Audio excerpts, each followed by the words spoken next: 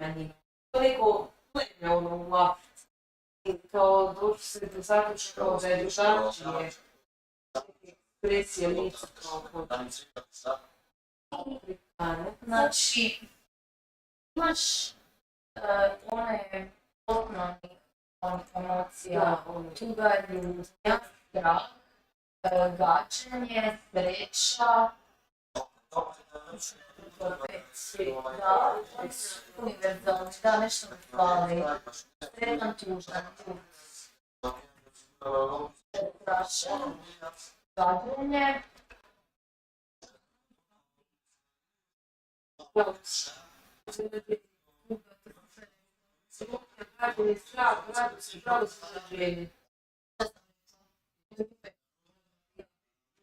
univerzalni u cijelom svijetu. Emocionalna inteligencija. Žena kao piše da jebi ga, neki su rođeni ali ne, kao nije to ja mislim. Ja bih da ćeš ja stjepoviti to emocionalni.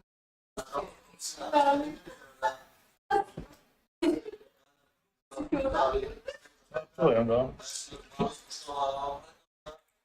Ja sam testirana bila to, ali ja mislim da ti je jer baš prepoznaješ i znaš reagirat. To bi za moj posao. Da idemo ovdje sa srećom. Živjela.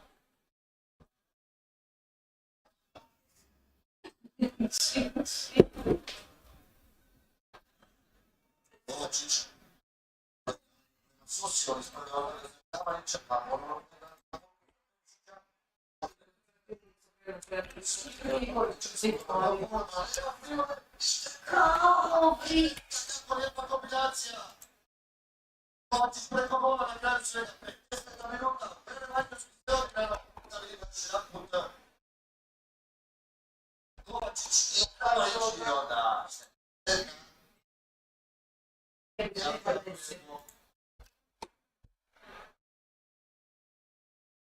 Odmah od početka. 10 minuta.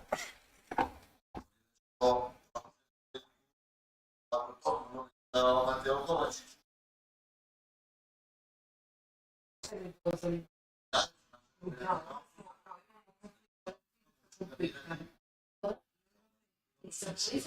Svako sa primjera za banko i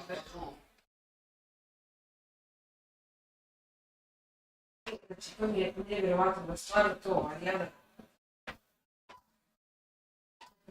Znači,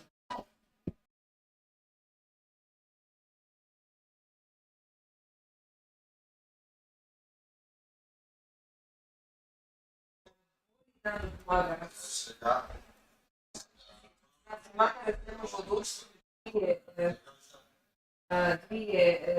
dva sjena ista, ne može se odlučiti da je libre. Konflikt. Sad se dvojka odluči.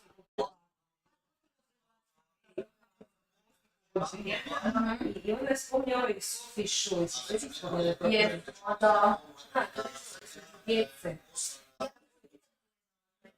Da, to je jako filozof, to ima knjiga koja je jako filozofska, da treba toga ti film nastao, da, mi smo knjižu pričali, da, i Konflikt istovremeno povlačenja i utješnje. da, Teško riječi. i recimo tu je isto da ti je osjećaj zadovoljstva puno veći kada imaš dva izbora od kojeg je jedan neprivlačan, drugi privlačan. Osjećaj zadovoljstva je puno veći nego kada imaš dva istopna ovaj, i čak i ako ti ovaj bolji, od recimo ovog je jedan loši i jedan bolji, ovdje je već osjećaj zadovoljstva. Jer ti ovdje nešto izgubio, jer su dva bila privlačna. Ovdje nisi ništa izgubio jer je jedan bio privlačan.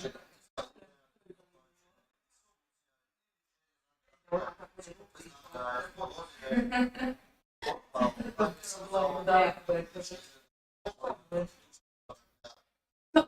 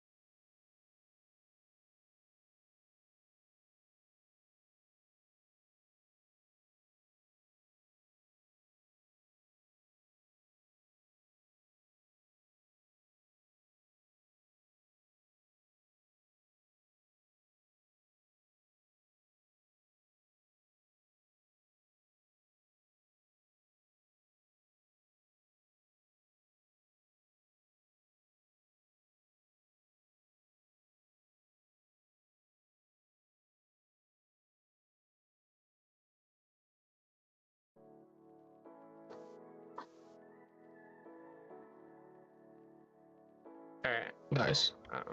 I'm gonna go make another cup of coffee then real quick. Yep. I know. I'm hoping Yeah, that I have time based on like if we're doing any destined drafts and stuff. I should be good. That's just why I was asking. All right, I'll be right back. I might swap my shirt depending because this one's sitting a little wrinkled. You want to put on a band tee, and I'll go put one on too.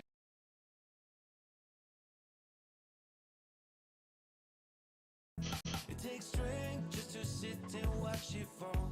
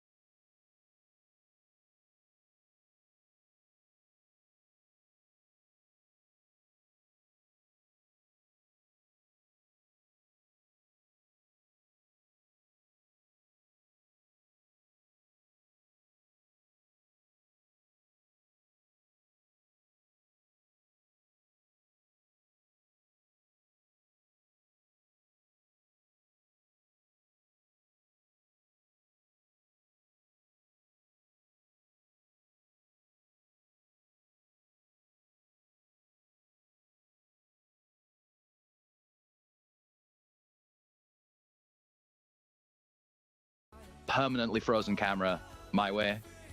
I am here with the man who, let's face it, half of you clicked on the stream to see his face, Easy Ed, and the scholar and gentleman whose deep knowledge of the game is only surpassed by his dapper dress sense, Blue Jay. Day 2 of the tournament was a big one yesterday. We had some really sort of big matches, as we're seeing on screen, some explosive matches, lots of kills, lots of good plays. Let's do a bit of a recap. Any favorite moments that you had from yesterday? Yeah, like I said, awesome to be back here on day 2. We have some great matches today, but some of my favorite moments from yesterday was watching Team Overdrive come out and play. I thought they played really well. And also that first game that we had when we had Tims versus Chubbinators was just a kickoff that, you know, really explosive out of the mid laner and Atomic there, and we'll see them play today, I do believe. Have to double check on that. But getting into the games today, 6 Slayers versus Goated on the Sticks. I'm kind of anticipating a little bit of a one-side match, but we got great players on both teams, Ed. What do you know about these teams? Ed? Sorry, muted. Both teams here have a lot of talent on both sides. 6 Slayers, they've got Norf and Seismic, who are absolute athletes on the keyboard. But on the other flip side, they've got former rank 1 player Purple Swan. I mean, people can't forget how much of an athlete he is too. They've got F's playing the carry role, and then to Soccer Fan, he's very, very well versed in these Paragon remakes and the offlane. So there's a lot of potential for a possible upset here today. I'm excited to see it. Yeah, and something that I would sort of like to go back on yesterday as coming into today to see if we can perhaps see some repeats on these picks. One of the big highlights of yesterday, I feel, was the steal support. We were seeing it in several games being really strong, putting some severe pressure in that duo lane, and then whenever it came to the team fights, getting some of those big ults in could completely flip things, really like upset the enemy team whenever they were going up against it. It was looking like an unstoppable force. Yeah, I mean, the steal support definitely was a pick that I would say kind of shocked us a little bit, at least me, because in the meta hasn't really been playing a lot, but we see these aggressive players getting on it and just absolutely stomping in lane, invading jungle, like we did see Team Overdrive do when they paired that steal with the crunch and then invaded blue side. The jungler on the enemy team was basically clearing one quadrant the whole game, so it is a very powerful pick, especially when you can move it in. But we're actually going to be moving into draft here for the next game that we have, like we said, which is 6 Slayers versus Goated on the Sticks, and I can't wait to see what happens in this game. What are we thinking to see out of this draft? Something similar to last time, Ed, or you think we're going to get a little bit more variance in the picks? Whichever way the draft goes, I feel as if this is going to be an absolute bloodbath between the two teams, just like the game 4 from yesterday. There's a lot of kill pressure and kill potential for almost anybody on these teams here. Don't sleep on Maverick as a carry as well. I've heard a lot of really good things about him. He's got some real potential. I'd like to see a little bit more steal gameplay. I know North generally doesn't play a steal, but he might pick it up here today, or it may go into the hands of Pocket Sand, and so we'll see what happens.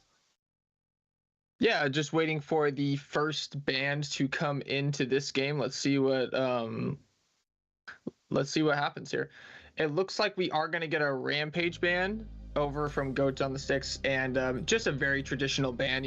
Rampage as a jungler is so versatile in both of his roles. I think he actually plays in the offlane role pretty well this patch, so I'd be excited if we were able to maybe see him come out into the offlane, because I think he actually has a lot of more presence in that lane. I think he outscales a majority of the tanks and spikes around 1 to 2 items really, really well in this game. But he does get, he does come out with a ban here, and then we'll see what 6 Slayers come out with a ban. We see if they do maybe a prio ban like the Muriel that we've been seeing in some of these games, or maybe if they go for more of a little target ban maybe on Purple Swan.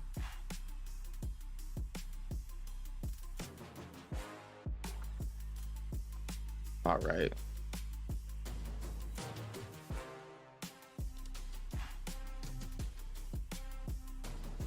already. Taking a little while to ban here, but just wanted to go back into the fact that that both these teams are playing to get to the round 2 match still. This is not a round 2 match to get to the semifinals.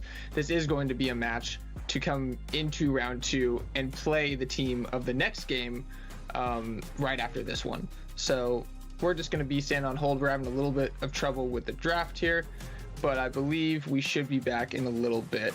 Talking a little bit more about these teams, Ed, I kind of see Seismic here. His main role is mid, but we do know that he actually was a very high-level jungler in League of Legends.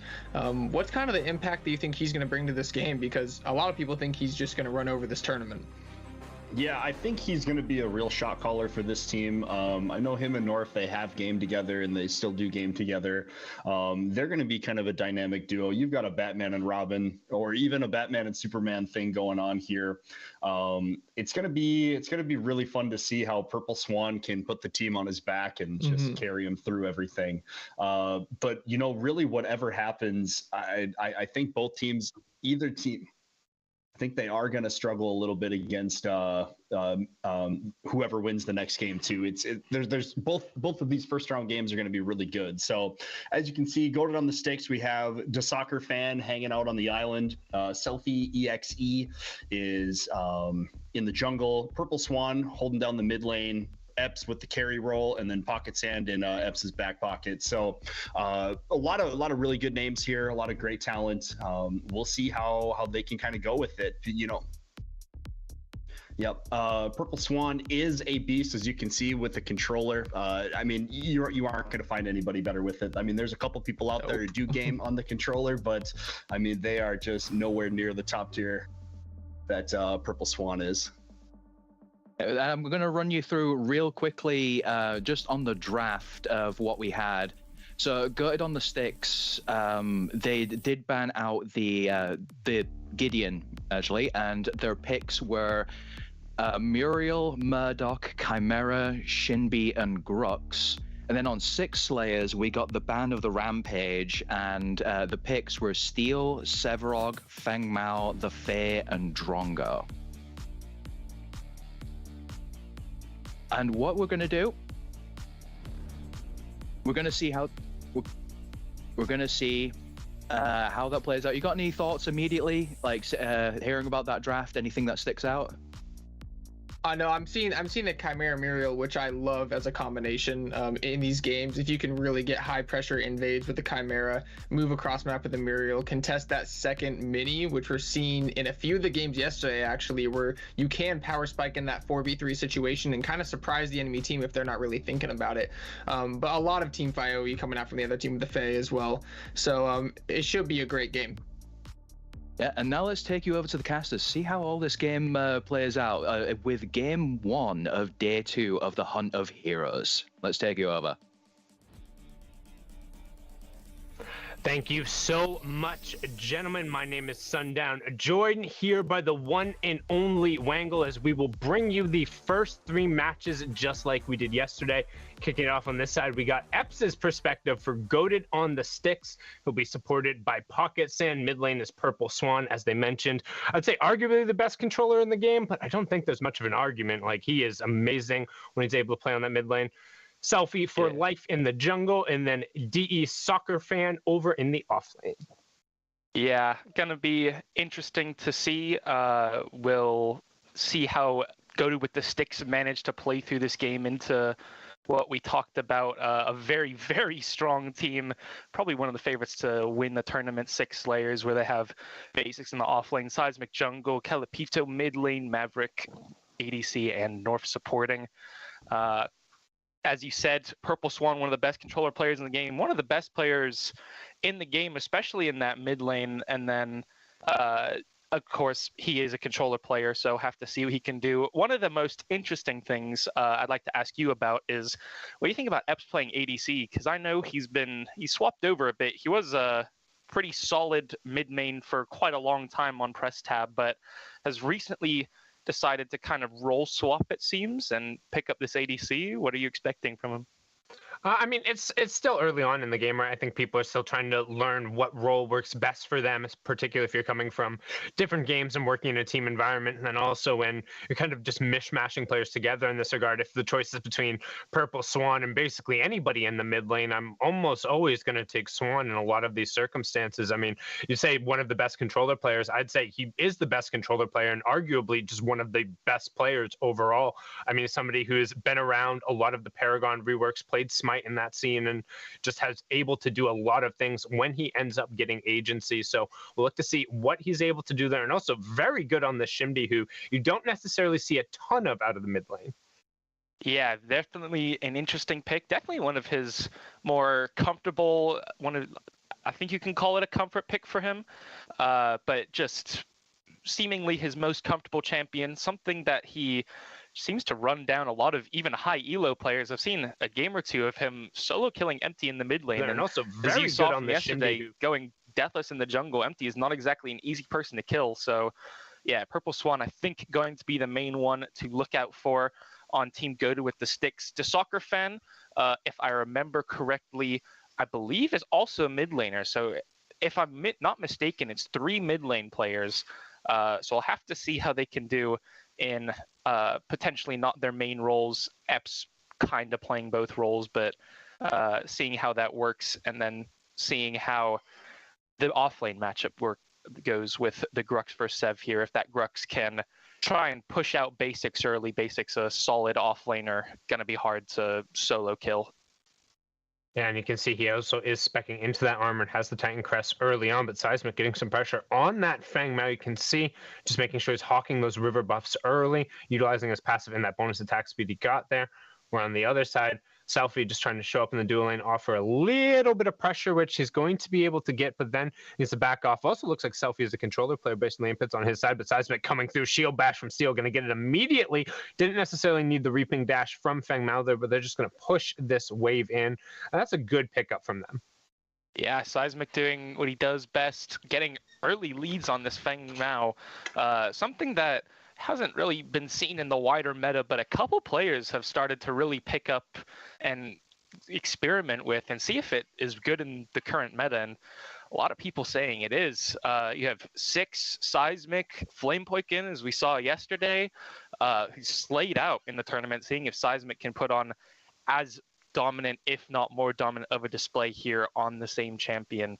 But yeah, wanting to get a lot of pressure, getting that early early kill for his ADC though, really good for his duo lane. They can play a lot more aggressively with a Drongo, and then being able to kind of get a little bit of a lead on the Kai, because Kai obviously is a very good early game champion, whereas Assassins need to get a little bit ahead to be as dominant as they can be. So really, really good from him to put the Kai a little bit behind and get himself a bit forwards. Yeah, and we'll switch over here to Calapito in the mid lane facing off against Swan. He is navigating that Fae, which in this matchup is a little interesting because if Shimbi is able to create enough distance with that double dash and the rushing beat, she can kind of outpace the Fae ultimate. When she's able to put that down the Fire Trap, she's able to break distance a lot easier than most other mid laners, with the exception of Gideon. But you can see right now the engagement coming on to this side, puts down the Bramble Patch, Harvest Nettles coming through, but Reaping Dash, Seismic exactly where he needs to be. D-Soccer Fan trying to show up to relieve a little bit of pressure. It's a good roam over from the offlaner while Severog was back to potentially save what would have been a good counter gank. Over in the dual lane, though, you see that Steel going forward, forcing the blink out of Murdoch, but the dual range lane able to trade off pretty evenly despite blowing the blink. Yeah, it definitely will be interesting to see about the mid lane, as Purple Swan, if he can gap close onto the Fae, definitely can get some good damage and potentially kill, especially once he has at least one item. But Seismic, if he comes in, if Purple Swan ends up just double dashing onto the Fae, really, really easy to punish with the Feng Mao, able to dash onto him, follow him with the Q movement speed, and potentially get a lot of exposed kills for Purple Swan pushing up too much. So it's going to have to be up to Purple Swan to pick and choose his moments on when to go in and try and track Seismic through the jungle. Yeah, but one thing I'll note, and you kind of talked about it, with how mid lane is played in Predecessor and so many of these players having experience around it, and I'm sure you've been around here, mid lane is a clown fiesta at the best of times. You always got everybody coming through. You always seem to just stop by mid. You're always getting ganked 24/7. So with 3 players who've spent a ton of time there, I anticipate that Goated on the Stick should have really solid map awareness in terms of the rotation. We've seen that in a lot of the circumstances already. They're doing a good job of showing up and making sure these counter ganks aren't necessarily in the best positions. They were countered on one side over in the duo, but that's because the push prio ended up coming out from the Fae. And right now you can see they're aware. They're calling out the Feng Mao's on their side. They're trying to make sure he doesn't steal this 2 camp away.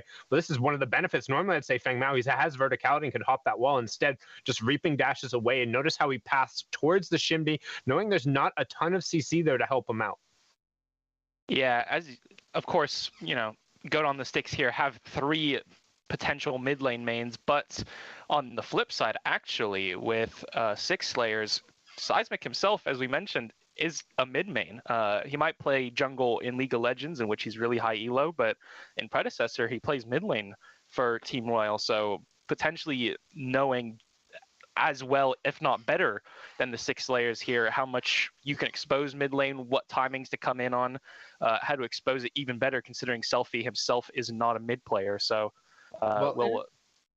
but like, let's be honest, Seismic can go wherever he wants with whatever he wants. I've seen this dude playing ADC on hit Gideon and having a ton of success just porting onto people over and over again. So I'm not necessarily sure he's too worried about where he's going, but blink forward into the Reaping Dash, finds the hamstring into the ultimate immediately. Will have the reset, but he's on the wrong side of the tower. North trying to come to his rescue, will get the second one, and they have the creep wave to exit. Brilliantly done by Seismic, and you're seeing why people are really starting to enjoy that Fang Mao. The damage potential he puts out, and particularly against Muriel, whose execute will ignore that shield if you're below the threshold. So you take away a little bit of the excess pressure that she brings.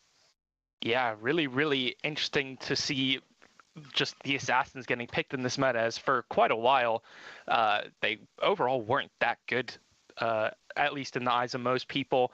But with the recent assassin item rework, most assassins weren't even touched, just the items, and a lot of them benefiting Feng Mao in particular. So interesting to see what he'll build, how he'll do it, and just cool to see the meta always adapting and shifting. So Sundown, what are we kind of looking for here in the teams in the mid to late game? How are they going to fight? What are the team compositions about?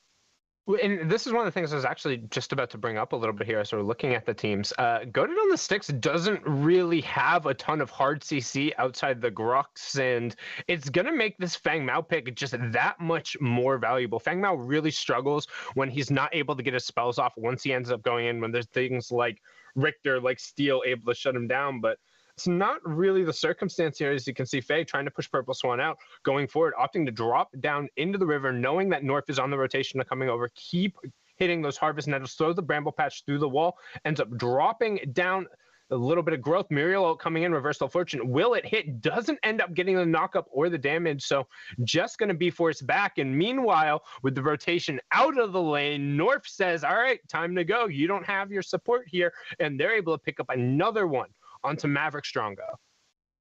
Yeah, something glossed over real quick was a kill on the off lane. Basics and Seismic getting a kill on that Grux. Seismic, I believe, being a part of 4 of the 5 kills so far. We have a replay coming for you right now. Yeah, and you'll see here, this is Seismic diving into that tier 1, and as soon as you get that red mark, you know that Fang Mao Earthshatter is going to end up picking up the kill here, and then now he's just thinking, get down as much damage as I can just outside of the ratio, but able to then pick it up with the hamstring after the fact. So really good job playing right at the limit, and you can see here Steel again going forward, a little bit eager on the shield bash there, not able to follow it up and missing some damage, but Chimera coming in on the backside here. Will they be able to lock down the Steel? He should not have his ultimate there, and instead just going to disengage and say, hey, something smells a little fishy here. I don't think they want Seismic turning up again, because so far his counter ganks have been really good. Yeah, something. Oh, Purple Swan getting a kill there in the mid That's lane huge. on the Fae. Really, really big. As we said, able to close the distance, get some stacks of all kill onto the Fae, and then probably pop it get her low or kill her, and then if not, just finish the kill a little bit later. North playing the Steel really, really well in lane. Steel, a pick that kind of we expect to struggle in lane, especially into double ranged. Someone, melee has a dash to come in, but the Murdoch has his traps, has his buckshot to create that space. The Muriel can use her alacrity to increase the amount of damage. The Steel coming out from North goes in onto Epps, gets Epps CC locked, CC changed. Epps not able to activate his flash in time, and the kill, I believe, went to Maverick on the Drongo there. Yeah, picking up yet another, and then over in the side, Seismic is able to find the Grux yet again. Pocket Sand also goes down, so a good combo out from North there. But I'm also gonna nitpick a little bit with this Murdoch Muriel lane, because particularly you talked about the double range into Steel. I don't think we've seen the consecrated ground going over on both to Muriel and Murdoch, and then using that Muriel passive to really poke these two out of lane, which is the effective way to trade. Additionally, Murdoch is kind of spacing the Steel really weird. If you stay at the correct distance, Steel shouldn't ever really be able to close the gap with Bull Rush, because you just meet it with Buckshot, and then he's never able to actually close to you pre-6. And then post-6, theoretically, you should be relying on your crest or your support's crest to get you out. North is a fantastic player to be able to abuse the cases where this ends up coming out. But I'm really surprised. That's why you generally don't see as much success out of the Steel support, because there are heroes like Decker, like Murdoch, like I think Bellica over in that lane just makes him nearly irrelevant because you're never able to go forward with Bull Rush. Yeah, we're going to see Seismic come again onto the Soccer Fan in the off lane. Basics seemingly keeps getting very low against the Grux, giving the Grux a lot of false confidence. I think that's all 3 times he's died now. Basics has been really low, baited the Grux in. The Grux has walked at him, and Seismic just comes in and is like, yep, I'll take that one. Thank you very much. Basics totally happy to just stay alive, get his stack skill for the late game. 2 things I wanted to touch on right here. One of them apparently not coming into use here, but Purple Swan not going stasis, actually went Occult Crest. Probably, I don't know what he's going with it, but not having anything. You know what he's going. He's going Obelisk. He's trying to 1v9 this game super hard. That's what's happening. Yeah, so probably going Obelisk, trying to stack up as much as he can. He knows he can probably just beat the Fae in mid lane. He's going to need as much damage as he can to try and carry this game. So very interesting. If he gets, Seismic coming in with Basics, both of them double ganking onto Purple Swan, gets the kill. Seismic 5-0-2 now. But as I was saying, Purple Swan has no way of getting out of any CC.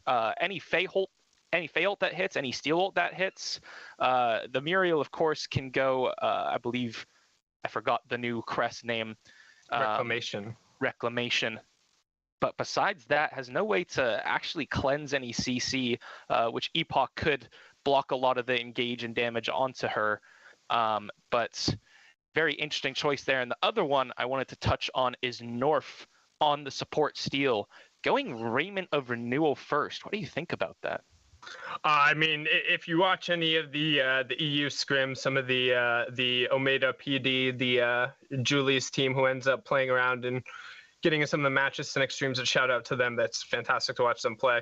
You see that the EU guys in particular definitely enjoy kind of rushing that Raiment, the effective HP that it gives you, Steel scaling with max health, and it gives you just like that little bit of deceptive tankiness, the damage return ending up coming out, and it's just like really effective. Particularly your support, you don't get a ton of income, particularly once that crest is evolved, so you want as efficient of items as possible. And if you're able to pair it up with something like Sanctification that scales to the max health, he went Leaf Song because he just wants to keep Unga Bunga running forward. But right now you can see the Muriel Reversal Fortune comes down, and North does fall, but that's support for basically everyone else, as that ends up being 3-for-1 in the mid lane. Yeah, actually really impressed with Purple Swan to pick up that Steel. I thought there was no way he was going to get any kills. I thought he was dead for sure. Able to trade 1-for-1 for his life, but 2 of his teammates falling as well. And Selfie for life getting Sevarog ulted. Cleanses the Fae ult, it seems, but it's just too much. There's 4 around him. It's a Chimera. He has no escape. He's not going to be able to do anything. What are we seeing here with how the 6 Slayers are playing with their team comp, and just 15-3? Pretty comfortable lead. 16 minutes in, that's a kill per minute just to their team. How do you think What do you think of how they're playing their team comp at the minute? I mean, it's really just the seismic show. It's Feng Mao getting ahead, going that full assassin build, getting into the Pain Weaver. He has the next and just able to get enough of a lead to where, I mean, I was saying he was also doing a very good job of playing the thin margins and not giving his shutdowns away. I'm not the worst, like, I don't hate that he gave the shutdown over to the Grux because Grux is going to end up having a really hard time against this team comp. But largely, I think it's a little bit of a draft gap, and then just normally you'd say snowball in this circumstance, but it's more of an avalanche here as you see 7 kills on Feng Mao, 8 kills on Drongo. Like, that's where you want the kills to be. 15 of their 16 kills are on people who are able to hard carry. Like, sign me up. On the flip side, if Goated on the Sticks is able to slam a decent amount of armor, like a Stonewall goes a massive way this game, and they can survive, like theoretically there's a chance, but they have such abysmal wave clear with Shinbi and Murdoch like kind of giving something. Outside of that, everyone else has to walk up and like actually whack the wave. It's going to make trying to stall this out near impossible.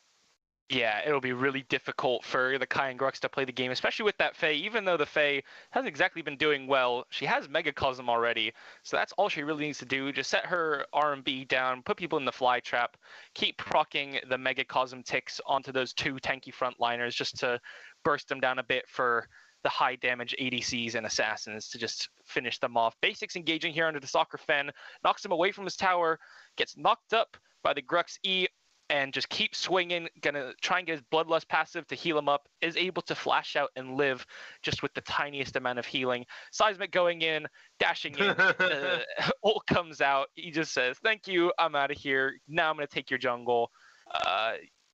Yeah, wow. Very impressive there. You said he was trying to blink out and live, but didn't quite get it there as we get a replay of the team fight going down in mid, and you can see how they're just, honestly, they're really just pressing forward. They're earlier to everything. They're getting the rotations out, and like Faye looks like she's a juicy target. You think like, oh, she doesn't have a ton of mobility. We have Muriel out to turn it, but the entirety of 6 Slayers is there, and they are slaying out right now. Just a fantastic job from them, and really just keeping the game rolling. And as you said, like Faye is going to be useful no matter what in this regard, able to just kind of put down the damage. If her passive procs off of takedown, she's able to get some more in there. But right now, Reversal of Fortune coming out on the right hand side, the shutdown could end up being huge. Good steel wall to end up blocking off some of the damage from Murdoch. Phoenix does get popped from the Chimera, trying to buy some additional time. He will get taken down. North is very low, but Drongo is completely unhit. Blink forward from Murdoch to dodge the shield slam from the sky.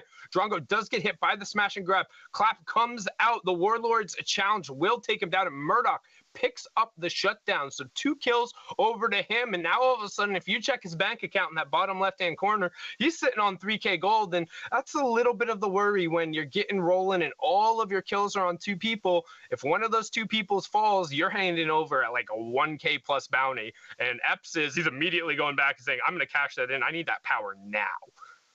Yeah, 3K gold, almost enough for an Imperator on its own. Doesn't seem to be going into Imperator after 2 crit items. Very interesting.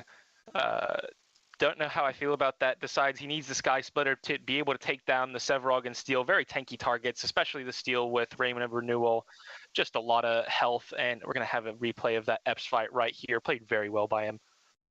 Yeah, and it's a really good job getting in here. I think one of the biggest things is you have the Phoenix, you have the Reversal of Fortune. You're using basically all of your tools here. Murdoch has to use his Blink as well instead of just using the Liberator when he probably could have finished that one out. Drongo's still picking up a pair of kills, but the kills are a little bit more valuable coming through. Great rotation from Grux to be all the way over in this right-hand side. That being said, like, yeah, you really need the Sky Splitter, but at the same time, I think delaying Imperator to 4th with how this game has been going, now you're kind of banking on you getting another massive shutdown and then building up. And if that's the case, the game might just be over anyway, because both of those big shutdowns, like Seismix was given over to the Grux, Drongo's was just taken in there, so they're going to have to die a whole bunch if they want to get, like, that big of a reward.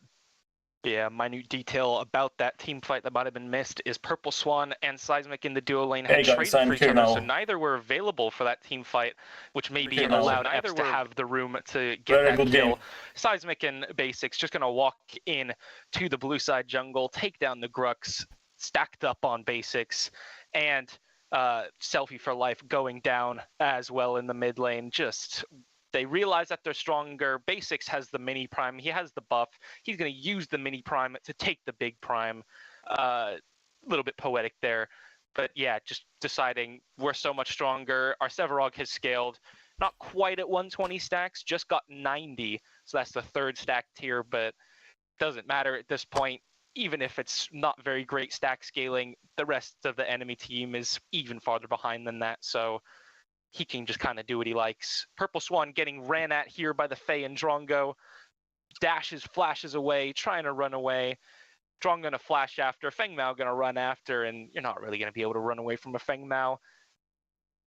Yeah, a little bit of a greed there in terms of Maverick blowing his blink when he already had the gray buff, and Seismic too, with how mobile he is and how much damage he's doing hanging out around the corner. Might have held on to that one, but at this point we're nitpicking again. 24-7. The Avalanche is on. They're just trying to pick him out. They're going for Basics. The Basics is gonna pop the Razorback. He also has a Tainted Guard. He also has a Stonewall. So this Chimera and Grux might as well be tickle fighting him. It's a pillow fight, but the pillows are made of feather. In comes the crushing blow. They say, hey, it's my turn now.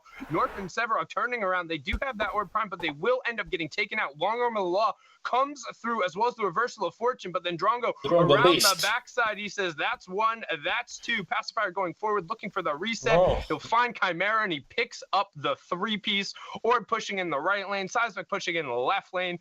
I mean, I think that's all she wrote here, Wrangle. Cool as you like. Maverick just coming in saying, yep, I see a lot of dead people on my screen. 3 kills, 4 shots. What much more can you say at this point? This game has been pretty definitive inside of Slayers. The Grux and Shinbi trying to do anything they can, having to 6 Slayers having to wait a little bit for minions, but they have the prime. The minions are buffed. They don't have very much range on game. Goated on the sticks. They're going to take out this left inhib and look to finish out this game. And they do also have right and left wave crashing at the same time. However, finishing this early when you don't necessarily have the biggest health pools and you don't have those siege creeps pushing down can be a little risky. The core does chunk out. The core does damage depending on how many different objects or actors are in there, so you need more creep waves under.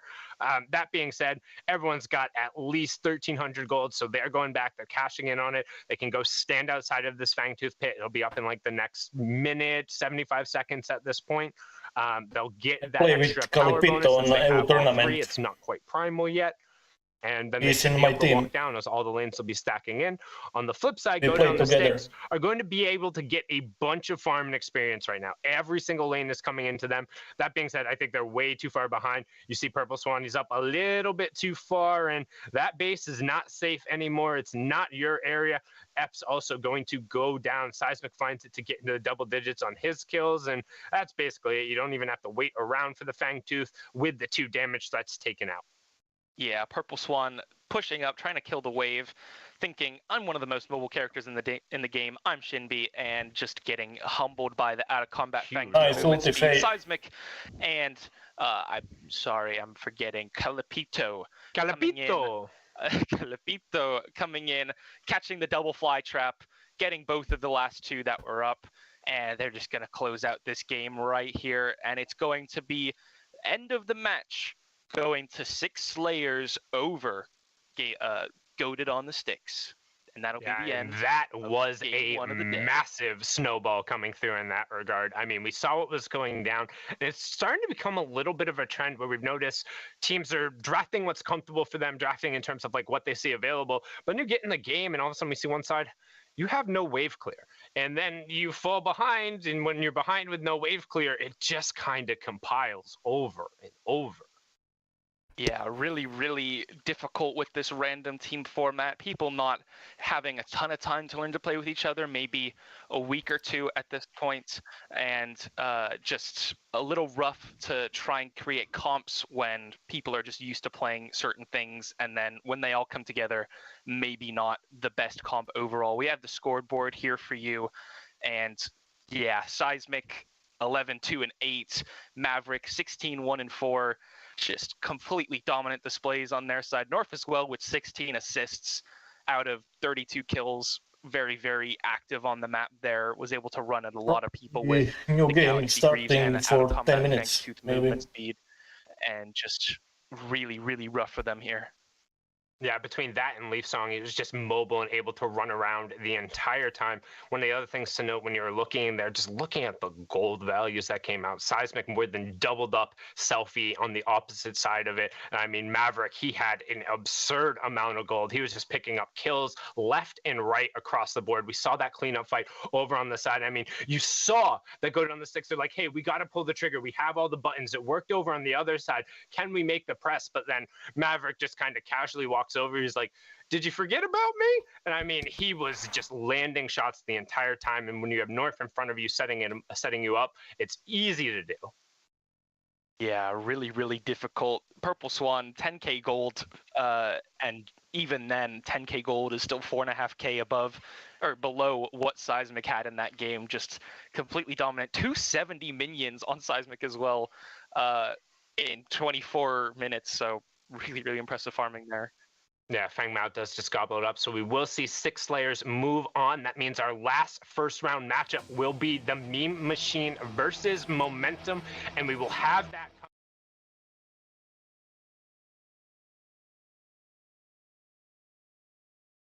Okay, new game starting soon.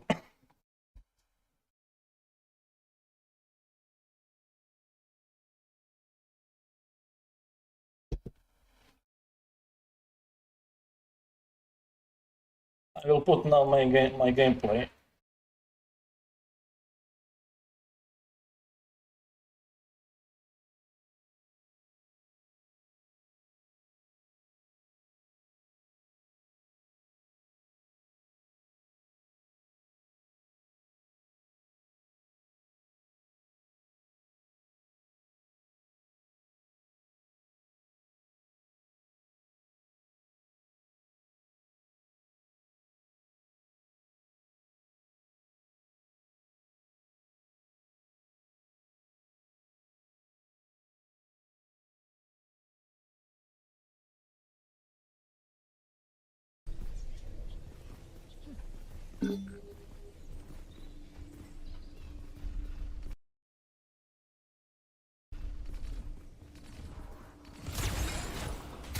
Okay.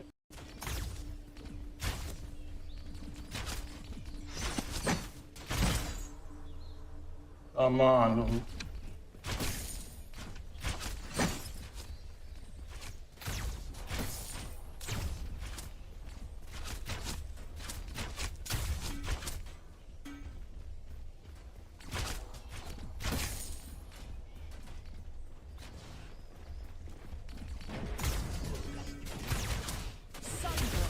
This game both team have, I think, all 127 kills.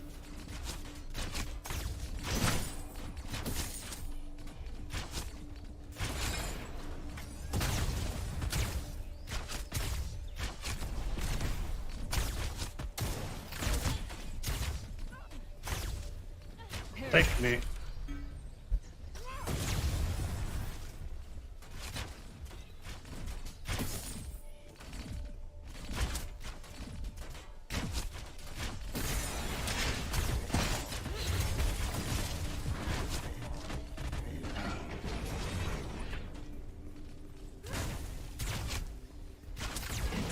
Good job.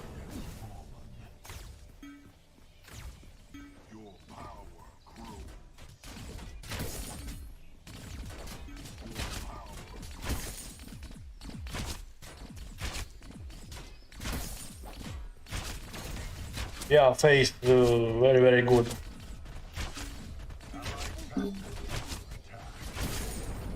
Oh my god, I will die. Ah! I love play Faye.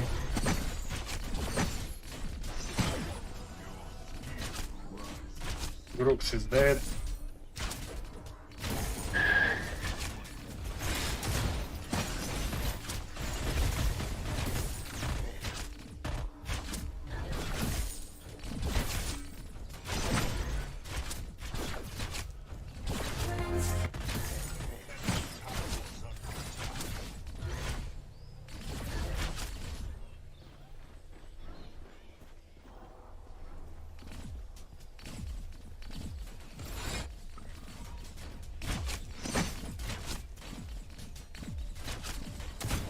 Miss fucking minion.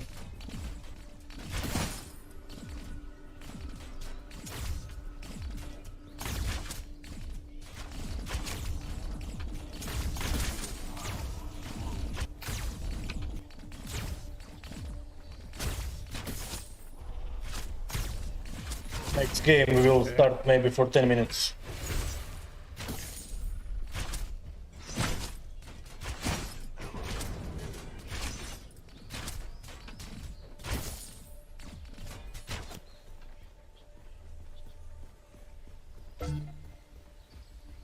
Enemy tower under siege.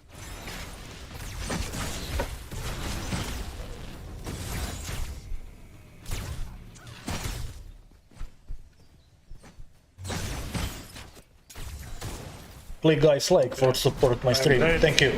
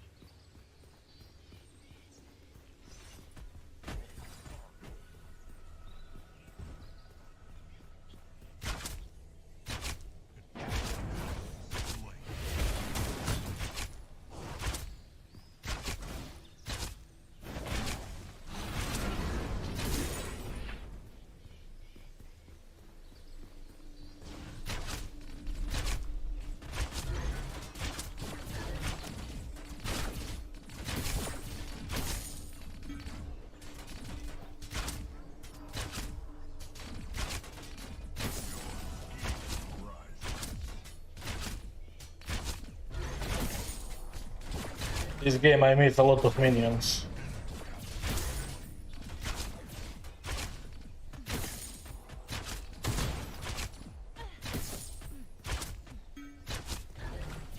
Come on, minion.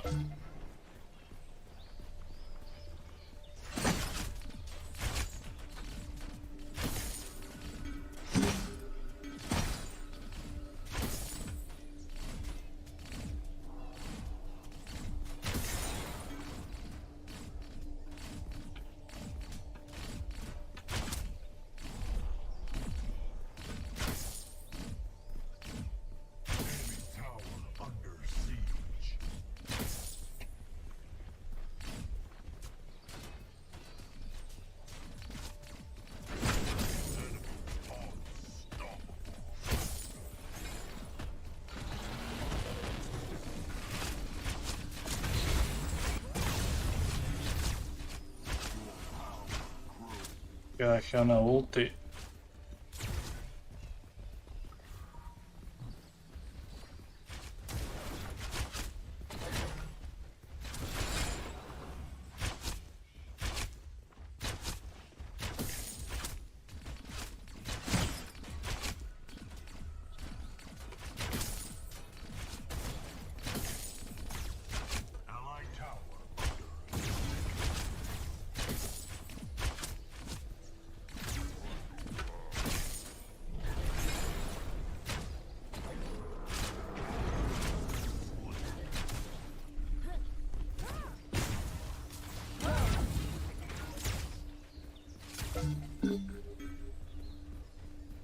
Back.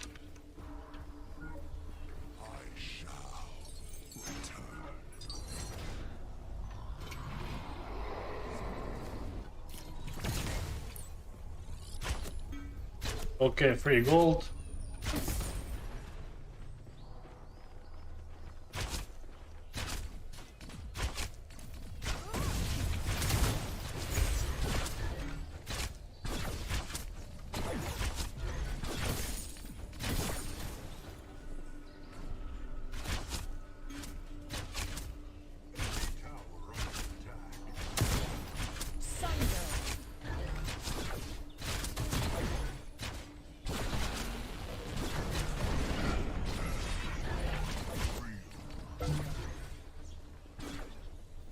factory led. What the fuck?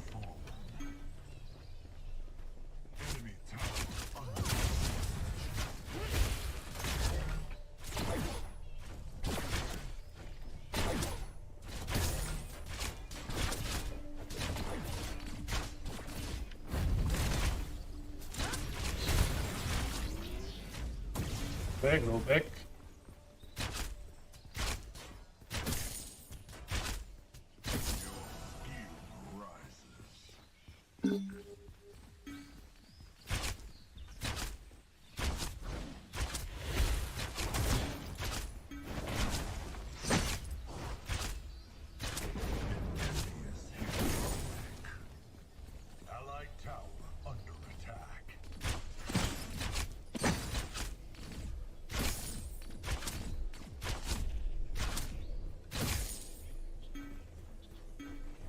Be right back. Time to resupply.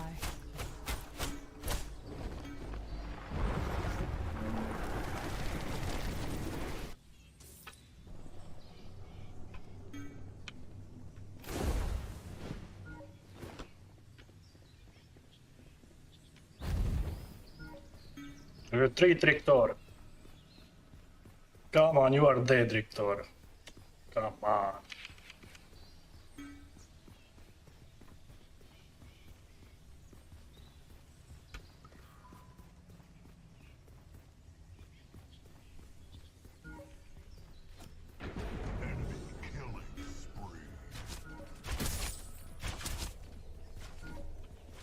Coming.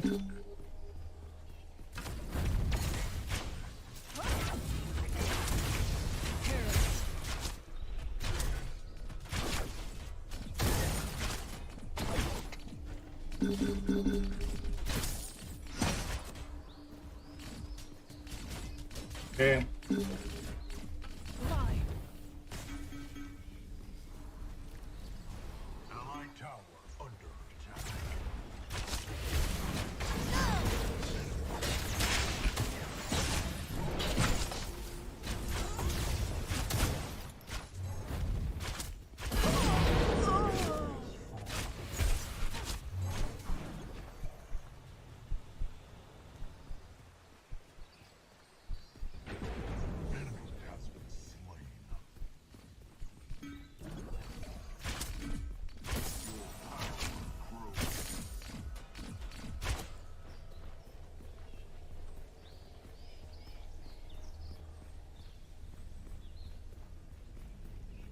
Hold it together, Ron. We're back.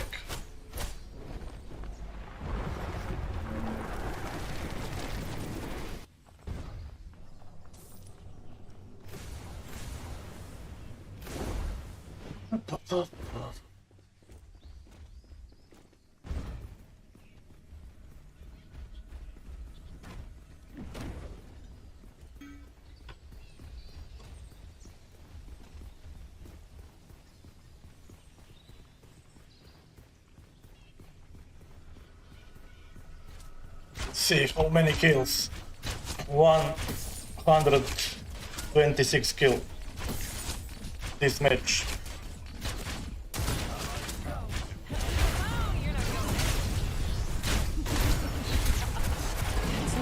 Come on, Rictor.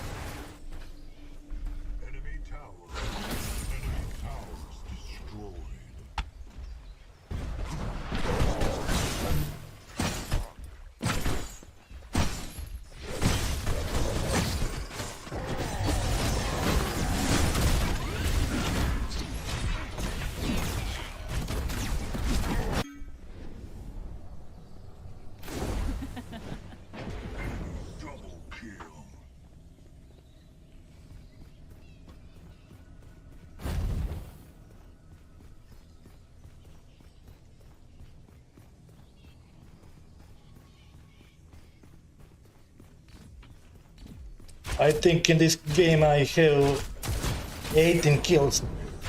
I think.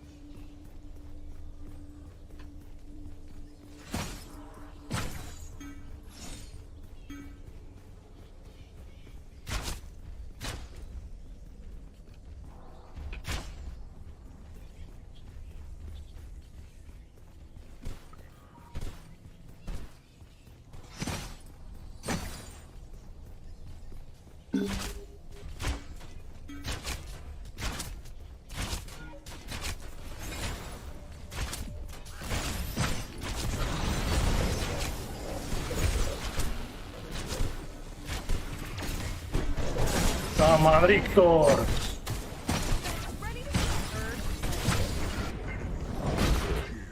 Victor, don't good place for.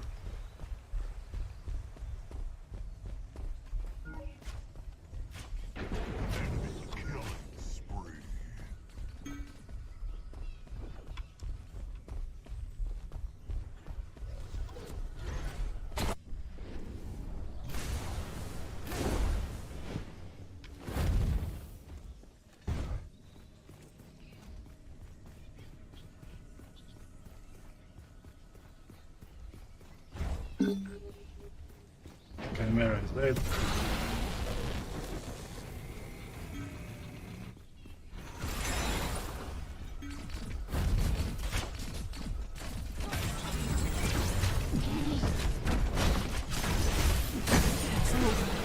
Good job.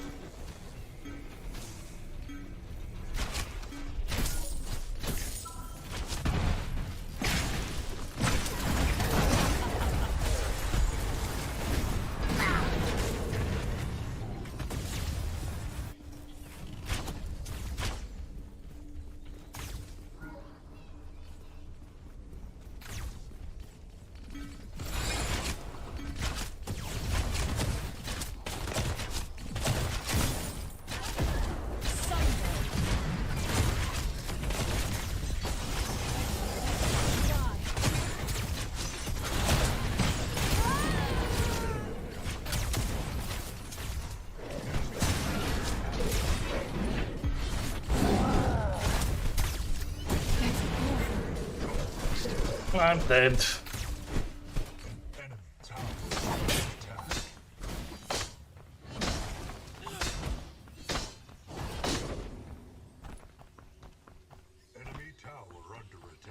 Chimera play very good.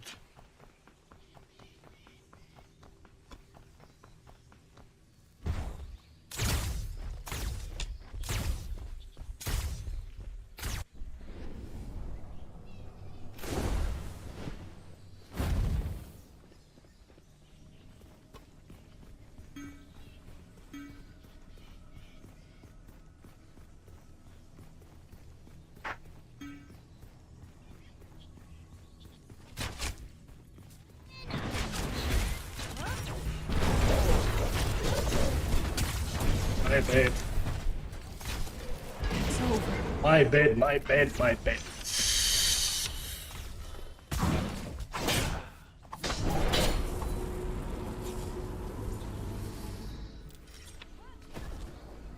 Allied tower under attack.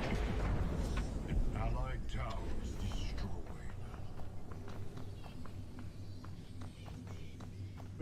We'll lose this game.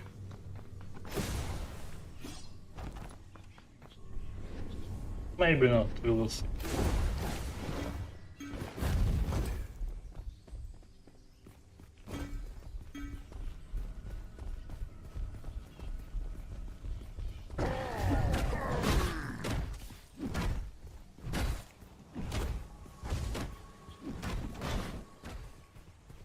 Allied tower under attack.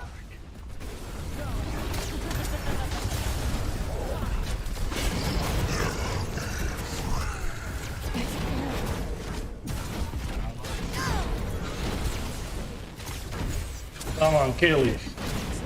Good job. Good job.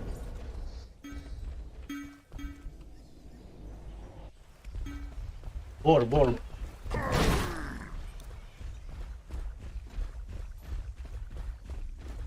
You're just gonna get a lot better performances most of the time.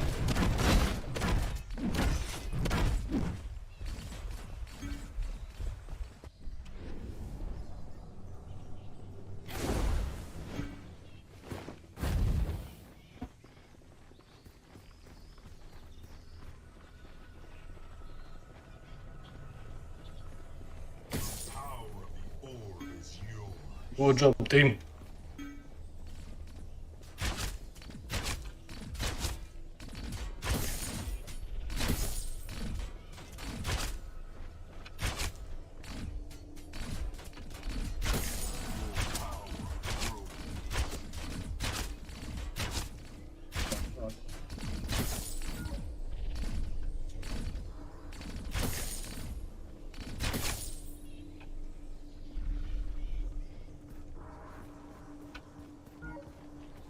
just a freak of nature. You're not gonna find a bad play. Okay, now I will stop this game and we will watch later because tournament game starts now.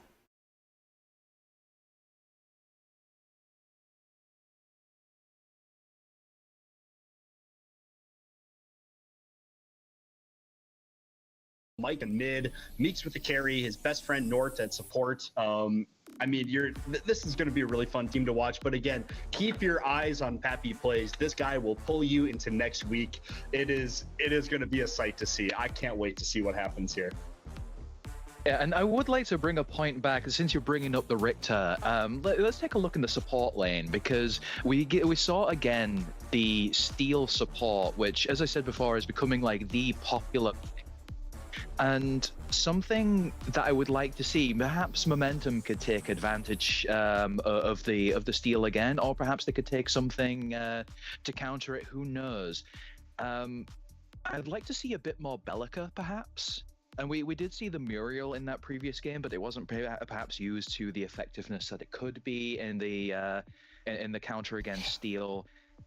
I don't know. It's almost becoming like the menace of the support lane, with just the high pressure, the tankiness, the ability to just deny with that shield wall. It's becoming difficult to play against. Either of you sort of, I brought up the Bellica here, and perhaps even a Deca. Any other picks that you think could go up against this Steel to really cut it down to size? No, I think those picks are both great, but you know who can play all those picks is J-Pie coming up on Team Momentum. This guy's a fan favorite, obviously, coming in, and he's not afraid to pull out the Bellica.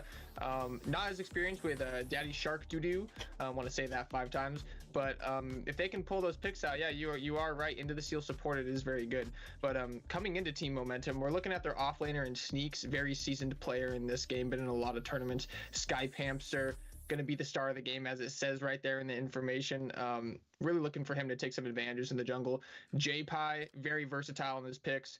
And then we also have God Time in the ADC role, and then we have Daddy Shark Doo-Doo in the support, like I said. So coming into this game, Momentum, you think they have a decent shot coming up against this meme of a machine, Ed?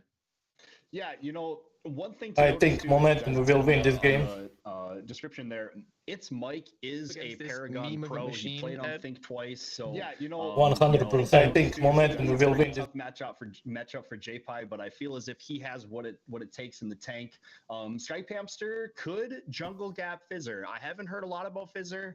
You know, he may be a guy who's trying to make a name for himself, but Skype Hamster is a gamer in himself, so he may be able to sway what needs to happen. But again, Pappy Plays, as long as he lands his pull, there is nothing that Sneaks is going to do to handle this. And if Pappy's doing what he is able to do, it's over. So keep an eye on him. And now we're going to bring you to the draft that we have. And yeah, we've seen it. Meme Machine, they did get the Richter, which I'm assuming is going to go right to Pappy. Yes. Going to be paired up with the Kira as well in that duo lane, facing off against what I'm guessing here is going to be the Murdoch and the Bellica. Meanwhile, taking it into the mid lane, we're seeing the Gideon, which was banned out before, versus the Fae. Who's got the upper hand in that matchup, do you think? I think it's a pretty stagnant matchup. Gideon has a lot more mobility around the map, but the Fae has a lot more catch potential with that ultimate and can create a little bit more ruckus in the team fights. Looking at these comps, though, I'm seeing the Steel support coming in again from Meme Machine. They have, you know, a decent front line coming in with a Richter Steel, but we got an even tankier squad over on the Momentum team, and I actually love this Momentum team comp coming out. You have the Fae, the Bellica, the Rampage Rock, a lot of chain CC that can come on top of each other, with the Murdoch just free hidden in the back. I really want to see Momentum try to take advantage of this tankier team comp that has this pick potential, play a little bit around jungle, you know, jungle camps, invades, playing around Fangtooth and Ord Prime Pit to try to get these picks with the Bellica Q, the Rampage Rock, and chain that CC together. Yeah, seeing what I see here, it's over. Pappy Plays as Richter. We're on the casters. Let's go, baby. I can't wait to watch this. I'm getting hot.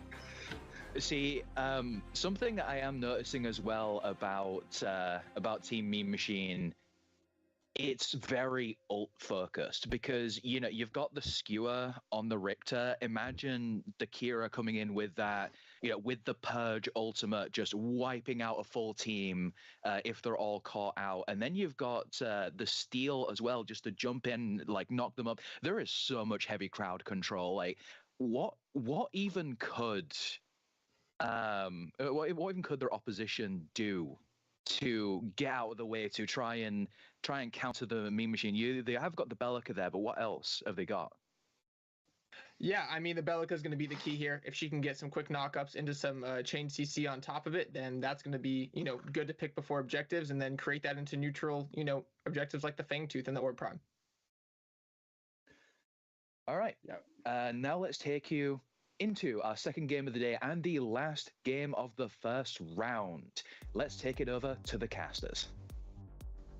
Thank you so much, gentlemen. And this is it for round number 1. So single elimination, one more team going home, and then we'll be on to the round 2 matches. Again, my name's Sundown, joined by Wangle to call the action of the next 2 games.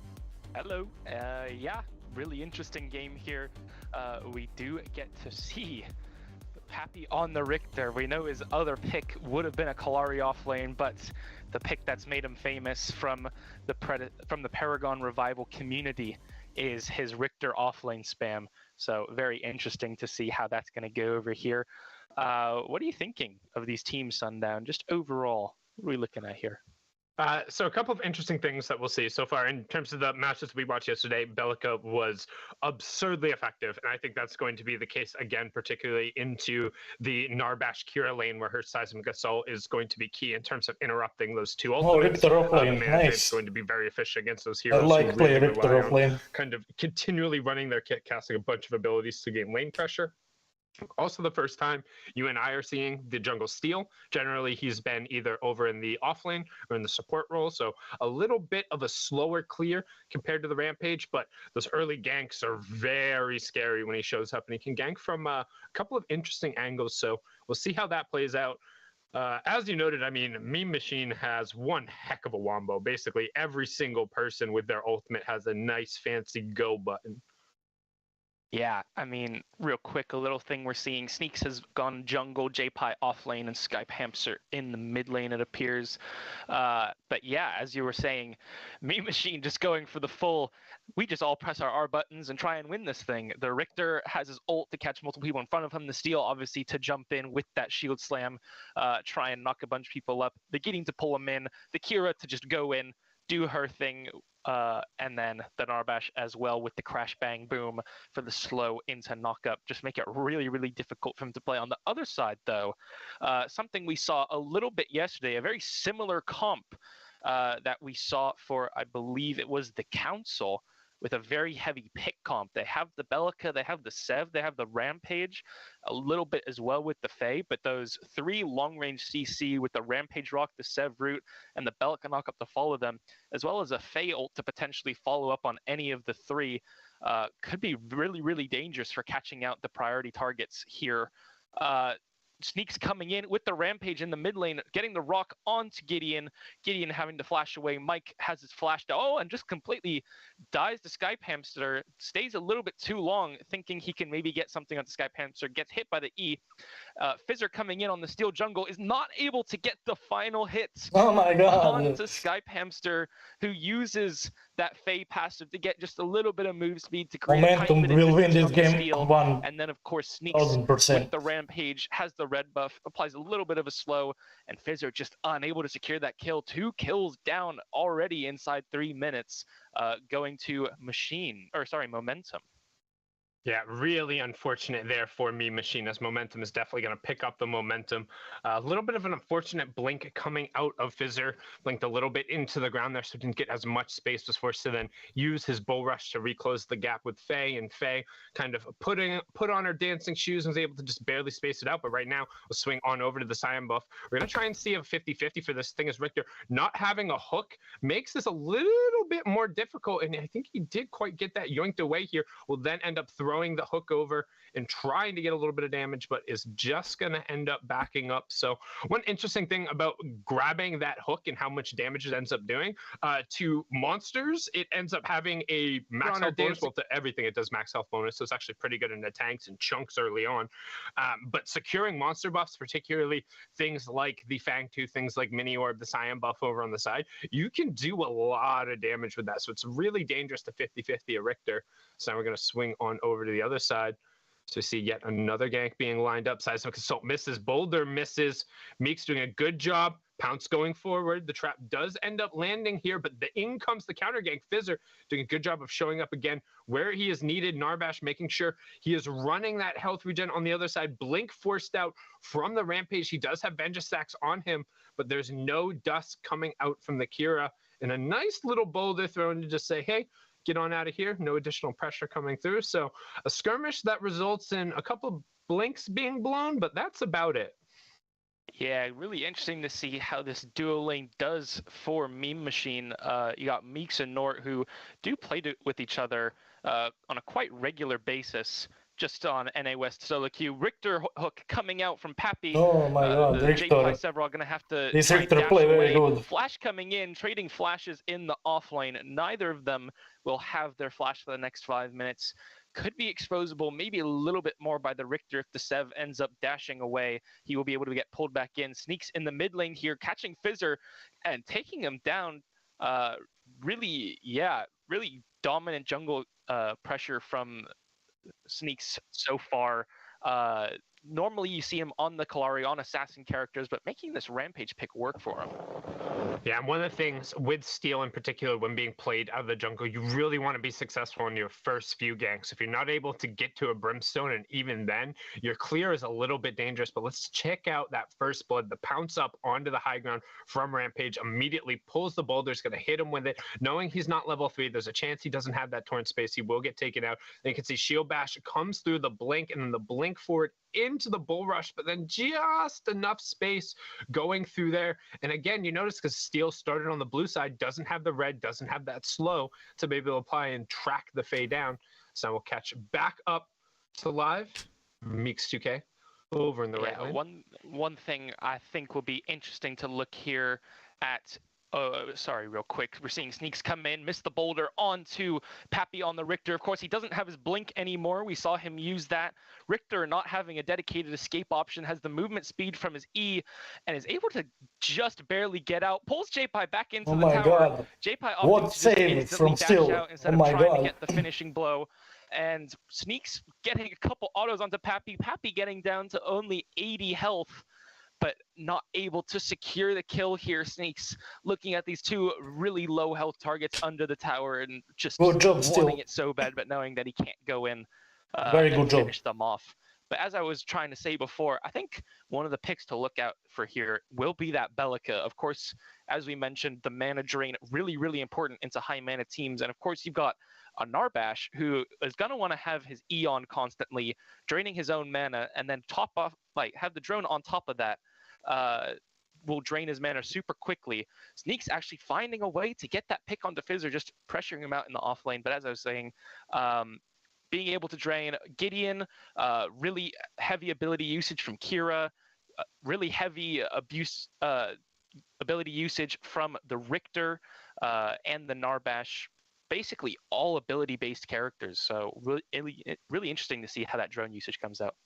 Yeah, and you can immediately see there something else she did, able to hit the two-person seismic assault, but you can throw the drone down directly in front of the AD carry. It will still body block those shots and take out, but now over on the other side, you have the leap through the torn space, able to keep up with its mic, but just going to end up disengaged. Right now, Sneaks applying so much pressure. Fizzer's jungle might as well be his, as now we're going to swing back on over the dual lane. Last time we checked with Steel, he was actually still level 3, so now he's going to be relegated over to his right-hand side.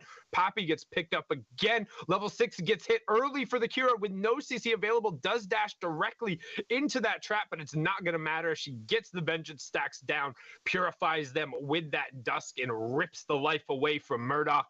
That's 1-0 there, and that's that nice little gap, and you can see a Perky Salamander did hit 6 right after, but because they were the ones pushing the wave, they had the window to go, and they did not hesitate at all. Really well played there.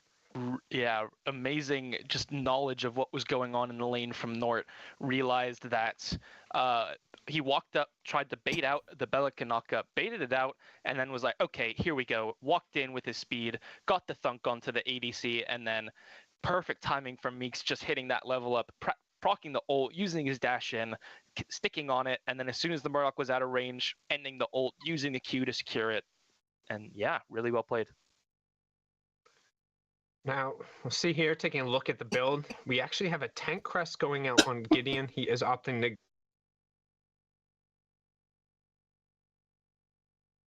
being a Megacosm as well as a Dreambinder to end up coming out in that regard. Right now, a little bit of pressure coming in on the right-hand side, trying to get the damage down with the Terminus finish on this side. Poppy, though, does have the Brimstone, and once you kind of get that as Richter, you're able to just walk a little bit. You can anticipate Sevarog will have the same. Does have 6, does have the creep wave there, but Colossal Blow comes out and launches him underneath, and Godteen from the other side able to clean it up with that long arm of the law. So Murdoch offering the global presence to be able to pressure in. So you can see Nort is going to start up that gold. Infinio, what's up, guys? We're taking over the 10-minute mark, and he still has not hit level 6, almost a full level down from where his dual lane is at the moment. Going to make it a little bit difficult. Yeah, really, really difficult for him to do camps, as he said. He really relies on that. Thank you, Amara, for following me on Twitch. High cooldowns and don't do much damage. But we're going to see the Fae come in here. Skypamster hits the ult, but the Kira just dashes right out of it. Sneaks ulting going in. The flash in from the Kira. The ult comes out onto 3 people. They're all max stacked. All of them get hit by the Q. They're all slowed. They're all still max stacked. What a team fight. Takes out 2. Sneaks is really low. You have the dash coming up in just a half a second. Dodges the boulder and is maybe not able to quite take out Sneaks, but really, really well played from the Kira. Understands that they used all of their CC to just go in on Nort, on the Narbash, and decides, you know what? Now's my time to shine. Flashes in, says, fuck it, I'm going to use my flash. Just goes in and just kills everyone. Everybody gets one, and that's a place to use it there. Meme Machine picking up 3 kills, all 3 onto the Kira so far. She had the one earlier, finds another 2 there, has the completed Terminus.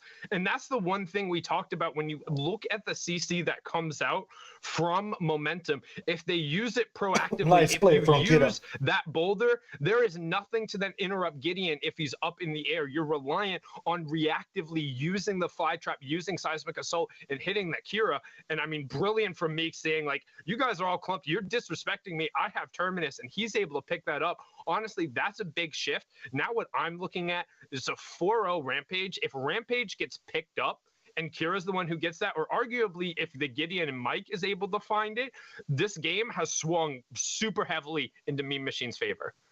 Yeah, we saw momentum pick up, as you mentioned, a lot of the momentum early. The dual lane's going to after this game will be here. 2 game more and just, for today. Sorry. Sorry. The dual lane for momentum is going to pick up on Nort. However, Kira they play are very going to good. lose the Murdoch in exchange. Skypamster coming up, trying to take out Fizzer on the jungle. Meeks running at the Bellica, trying to get the kill, is trying to play this 2v1, gets the prediction, gets ulted by the Fae now, is going to get taken down. That's a 2 for 2 in the duo lane. Fizzer getting out really low.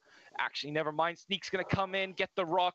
Fizzer staying a little bit too long, trying to see if he can help his Kira at any point, and ends up dying for it, coming in from Sneaks. But yeah, what were you saying, Sundown, about the potential shutdowns here, as we just saw get picked up? Well, I mean, Sneaks is still building his up there. I believe he's up to 5-0. Razorback pop from J-Pie. He's going to look to go forward. Will miss the hook coming out from Richter, but Meeks' shutdown, I think he was up to 4. He might have ended up getting a 5 in that regard, but Skypants was able to get it. We'll take a look at this. And again, popping the Purge aggressively going forward. This was the very first kill where he was able to get this, and this is the second one. It's the Meeks show so far. And look at the blink, using the blink to go in, knowing that he does not have that Shadow Glide, but instead hits the multi-man ult, follows him up immediately with Dust to slow them all. Good target selection as well. Hits the 2 low health over on the side. Not quite able to get enough stacks onto Sneak in order to consume him along with that second rotation of Dusk. Now back into live here again, as we have the two big boys over in offlane just kind of whacking away at each other. But as I say that, JPI going to go aggressively forward, and Pappy is forced to blink out. However, long arm of the law comes through, and JPI will clean that up. Again, the global being used. It's Mike, a little fancy with the torn space there, as Narbash will end up finding God Team yet again in the mid lane. That's Meeks picking up the 6th kill there for Meme Machine. And really, I mean, if you want kills on anyone, it's him. He's 100% of their kills.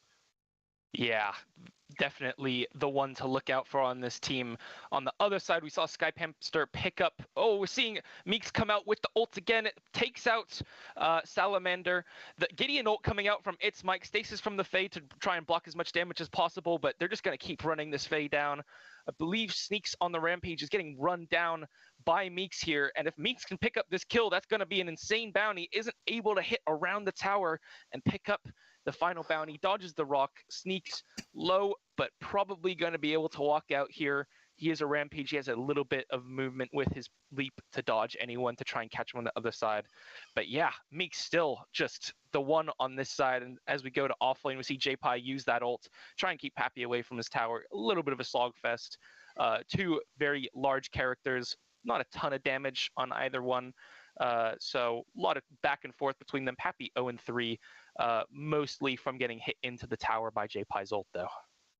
Yeah, and you see, when you do end up bringing pressure over to the Sevarog when it's post 6, I mean, he offers so much gank assist. If he ever hits a subjugate, he's able to then go for it, hit the colossal blow. I think Sevarog is the best offlaner now in you're 3/4 of the Predecessor. way down lane, and you're Offlane running hero. back and away from this Rampage, from this Sevarog. They're just going to be beating up on you the entire time. I mean, they found a What lot do of you think, success guys? over Who there. is the best On the flip side, though, offlane hero in Meeks has Predecessor? just been running the other side of the map, despite Sneaks able to put down so much pressure. Fizzer was able to kind of show up a little bit early in the game, but now has largely been forced out. Great blink coming out from Skype Hamster to make sure he really got away from that, as JPI picks up yet another solo dolo on the Poppy in the side, forcing him to 4-0. Shadow glide forward here from Meeks, trying to pick that Belka out, gets a couple of shots, will pop the dust to slow her down.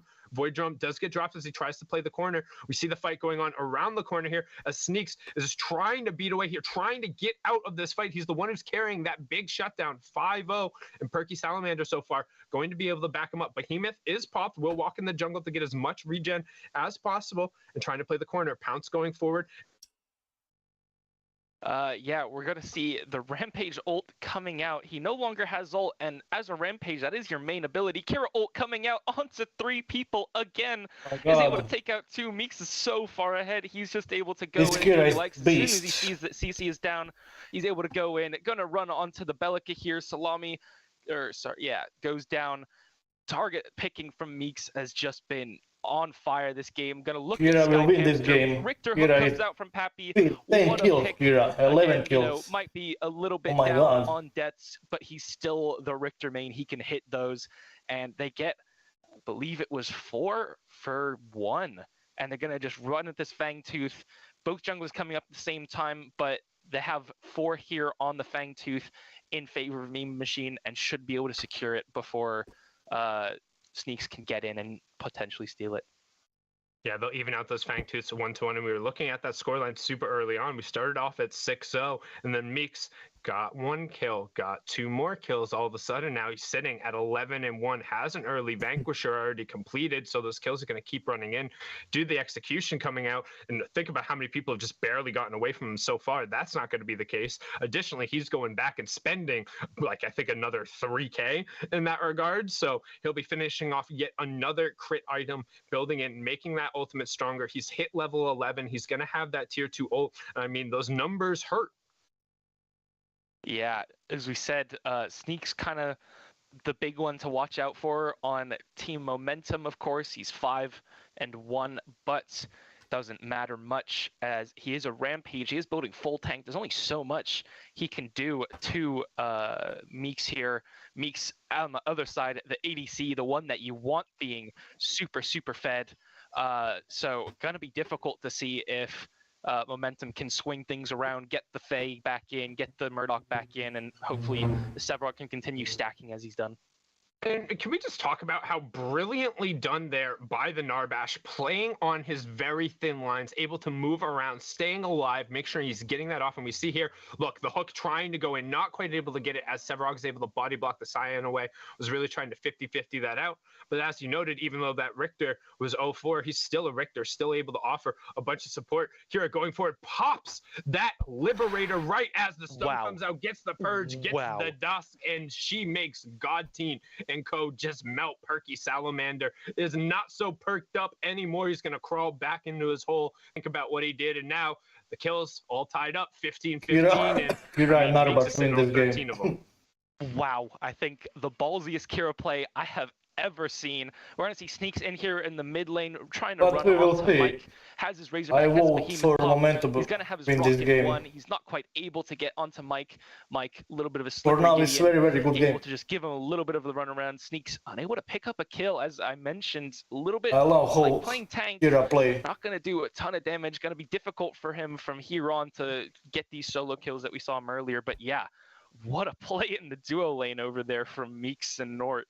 But it looks like another play going down right now. Sneaks does have that mini orb. He's very strong, particularly when in the jungle, but not if he's caught out. You see that Richter skewer down, hook down, boulder goes through, but the silence comes out immediately after. He's pinned between the Bash Bros. They're going to clean that one up. Fizzer getting on the board, and Sneaks from 5-0-1 to 2 back-to-back deaths, 13-1 on the Kira, and with him building full tank, granted, he does have that Overlord in there. I want to see a Stonewall coming out right now from either the Sevarog or the Rampage.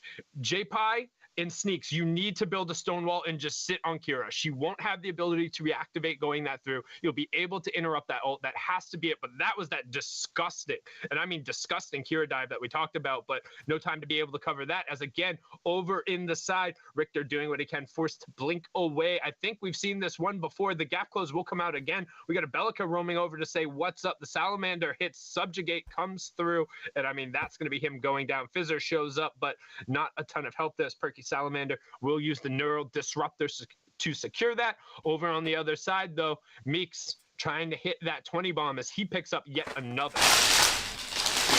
Completely dominant display. Meeks and Nort understanding we are the strongest players on the map. Even Sneaks, who was ahead early in this game, is now a level down on Nort, who is the support, and Meeks just saying, I can just ult. I am 3, 4, I believe 5 levels up on the Murdoch. I can just ult you. I have level 2 ult. You don't. I can do what I want. And the ult itself just takes out the Murdoch. Doesn't need to use any fancy abilities or auto attacks. Why would he need to aim when he can just big AoE damage ability take him out? Yeah, and one of the things here, she's recalling, doesn't quite have enough money for Viper. Actually, a little bit of an awkward recall, so only going to pick up some additional crit chance. Still a pretty decent buy for her, but she already has the Imperator down. I mean, Meeks is just like, that is a Kira that you don't want to see coming in.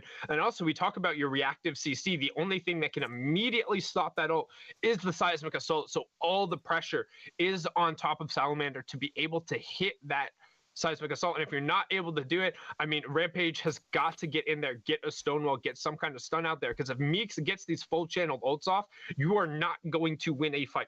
Period, full stop. He is too far ahead. Yeah, just 462 crit already at just 22 minutes. He's able to hit pretty much anyone on momentum just a couple times here, maybe auto, RMB, auto, Q, and they're probably dead. At least most of them. JPie even, I saw, not having any armor. Sneak's going to come out, popping the Razorback, cancels the dash from Meeks, and the rest of the team coming out, but Meeks just presses ult, takes out 3 on his own.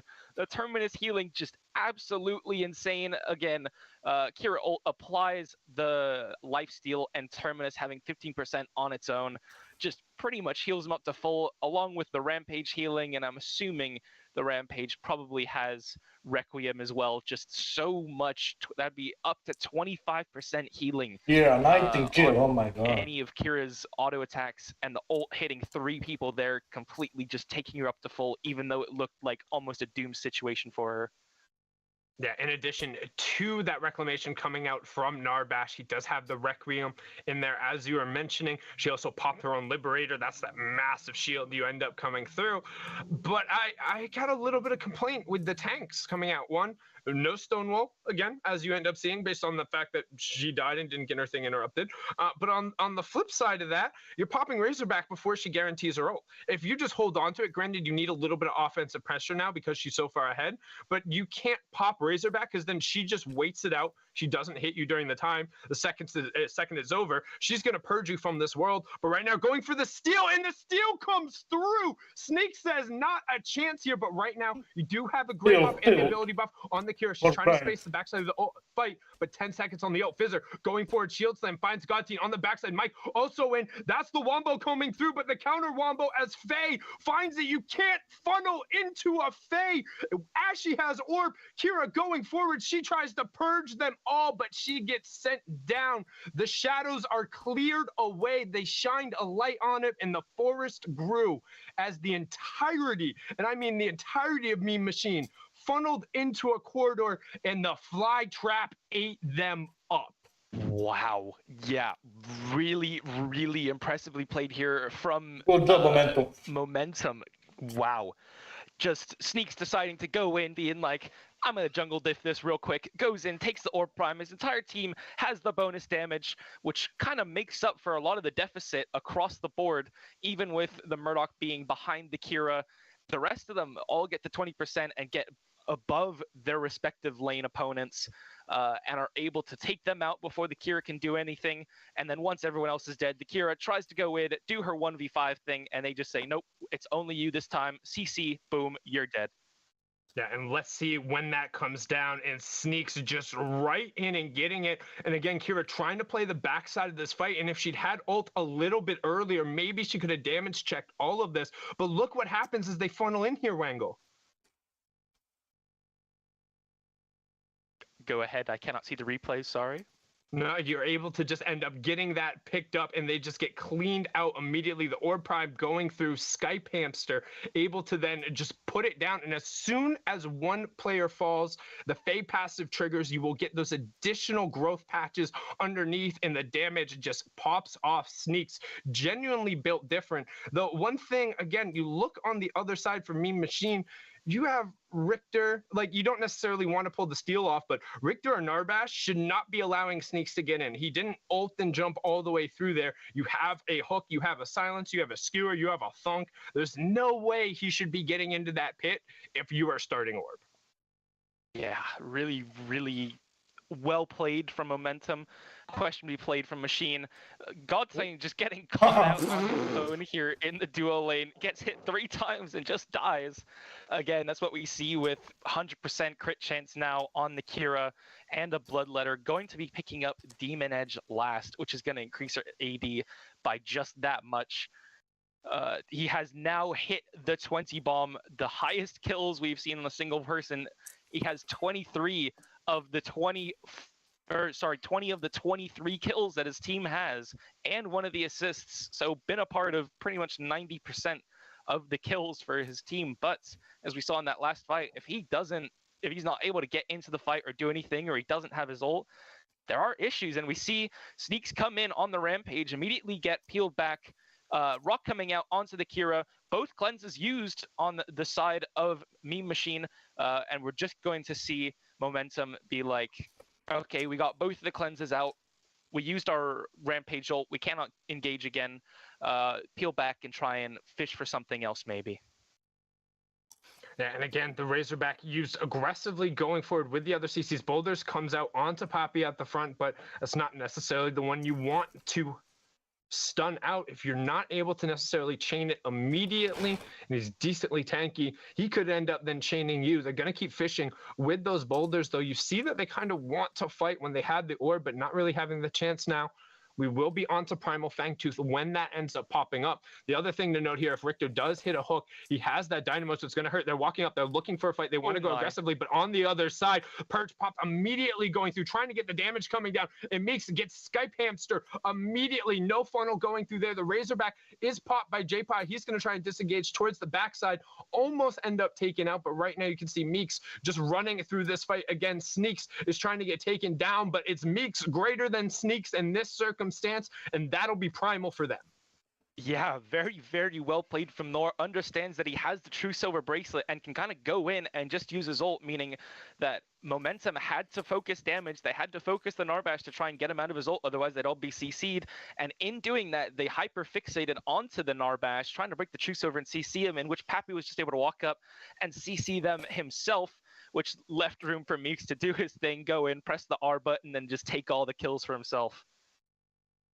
Yeah, that's one thing we kind of talked about at the start of this game, how Meme Machine, if they are even remotely in the game and we get to the team fighting stage, everybody has a go button. If Mike sees an angle, he's able to go up in the air and at least force Rampage to look at him. If Rampage then wastes the boulder onto him, there's nothing he's going to be able to do. Let's take a look at that Wombo again. As you talked about, Nort with the crash, bang, boom, Skype Hamster just cleaned out instantly, and he's really been the enabling factor of these team fights. If we see multi-man fly traps into that Reclamation, they're able to take it down, but getting that is so hard when you do have the Liberator on the Kira, you have the Reclamation on Narbash, and they're doing such a good job closing it out.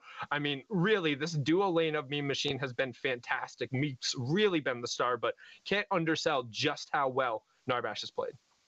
Yeah, got to give some of the supports, even if nobody wants to acknowledge them. But yeah, really, really well played from this duo lane, and it's going to be up to Momentum here. Inhib's still down for Meme Machine, so they are getting all of these siege minion waves, meaning a lot of gold's coming out. Meeks here is now full build. He has the Demon Edge. However, is a bit of an awkward situation here, as now he cannot get any stronger. So the longer this game pulls out, you have the primal buff on Team Meme Machine, so they are going to have a couple minutes here of buff that they're going to try and exploit, try and probably end the game here. But if not, the other team, Momentum, is only going to catch up in gold, as Meeks cannot get any stronger from this point. This is his capstone. So if Momentum can try and delay this, at least maybe delay this Orb Prime or steal it, make it so they can't end. Mike going in on the Fae, by the way, in the mid lane, uses ult. The Fae uses stasis. Both of them getting out. The Fae really low, probably having to back up. Mike getting out, still full, but no longer having his ult. Godsign just getting ran down by the movement speed from the Richter and the Narbash. Gets thunked, gets pulled, and yeah.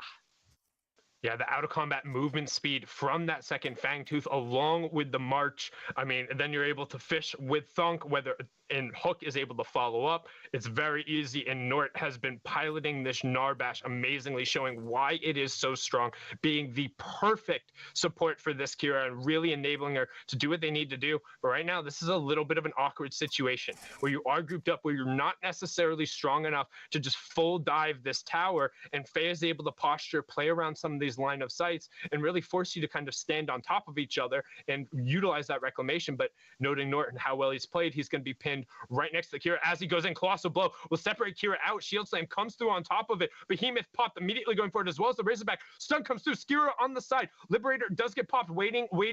Razorback is down. Ultimate's already been canceled out, but she doesn't need the Purge to purge them all. The shots coming through, and the wallet is hitting them in the face. Health bar able to tick back up due to the Demon Edge. Reclamation does get popped there by Nort as he's taken down, and Godteen still up on his feet. And as I say that, he's down and under. Oh my God. Over and over. Meeks does it for his team, and the Meme Machine are going to hop in the backpack of the Shadow Hunter. She played fantastically.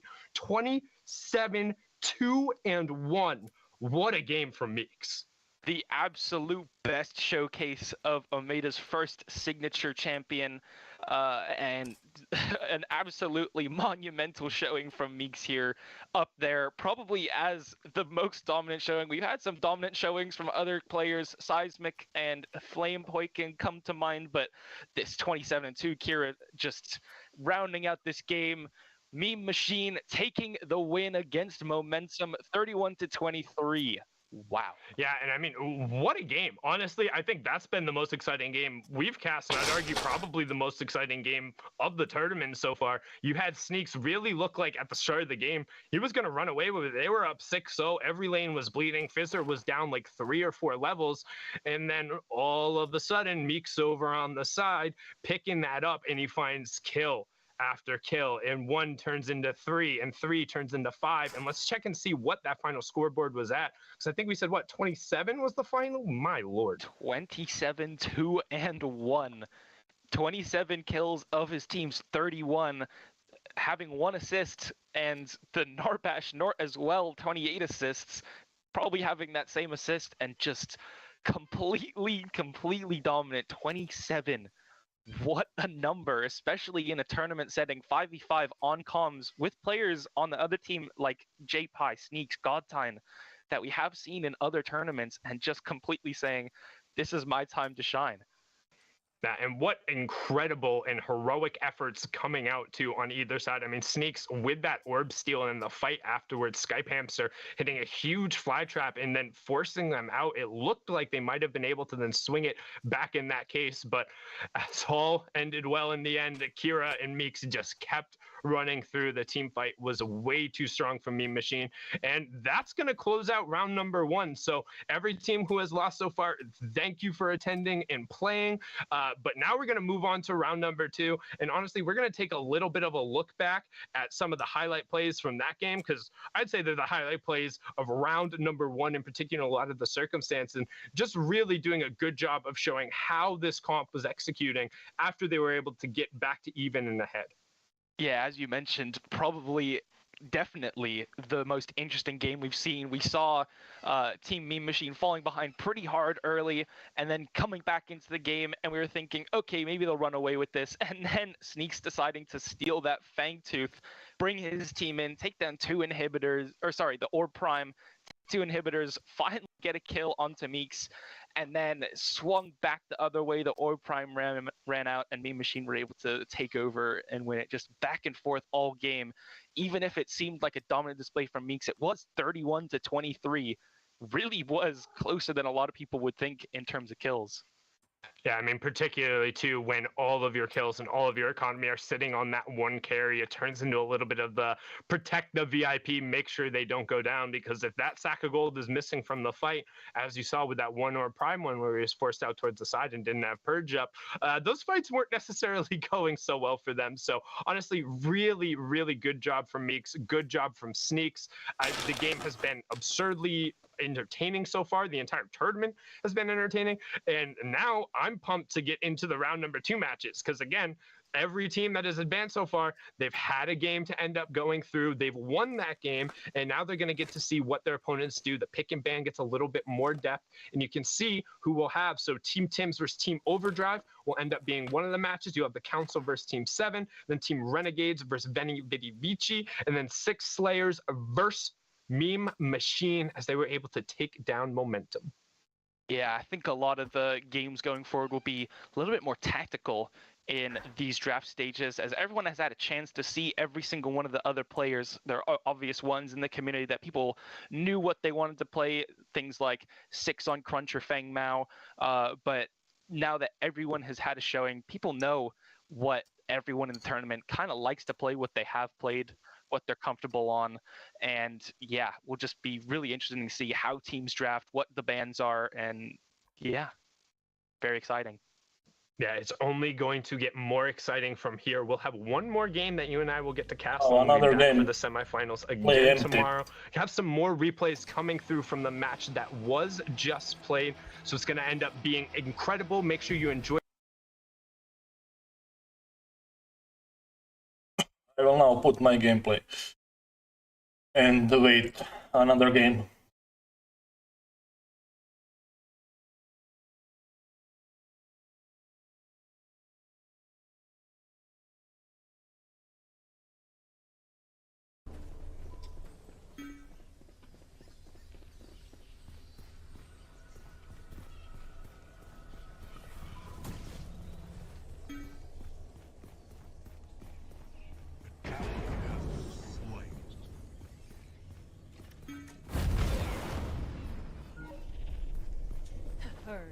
ready.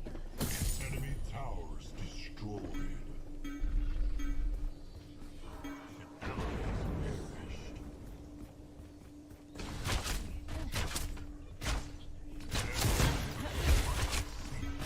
This game both teams have 1026 kills.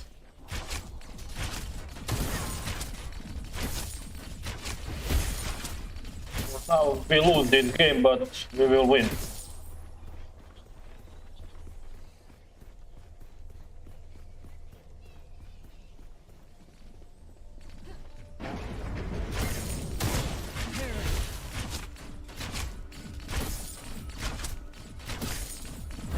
Hold it together, round one.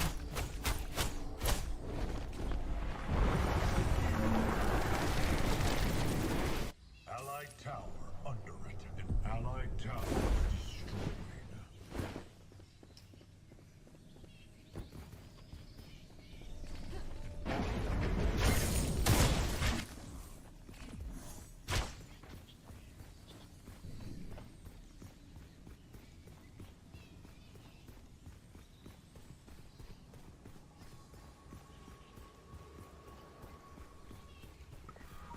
Enemy tower under attack.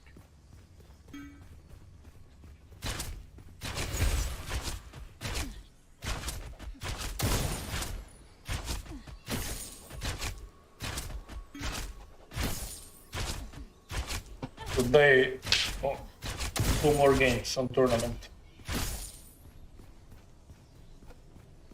An enemy tower is under attack.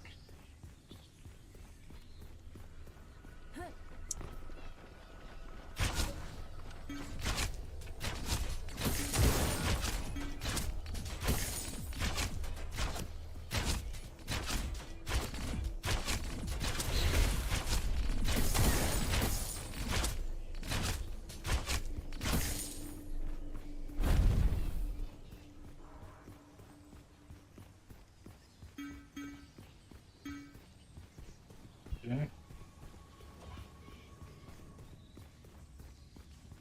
Oh, mistake. Today, 4 more games.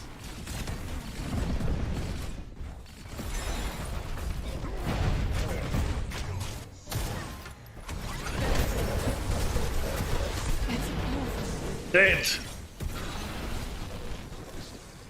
Come on, kill Chimera.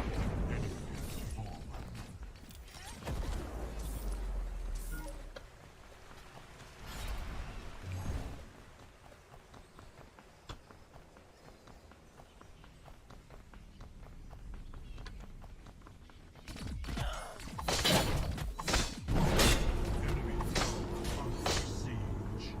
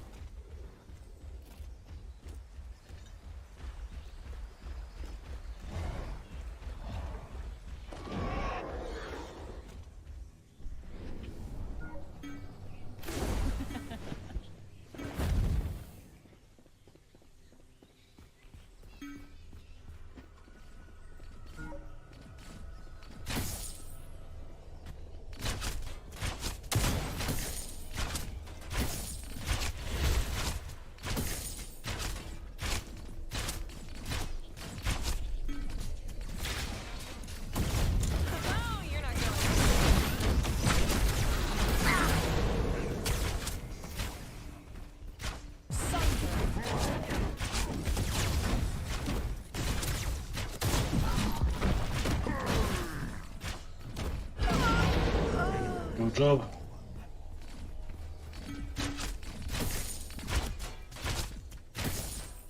Purge ready.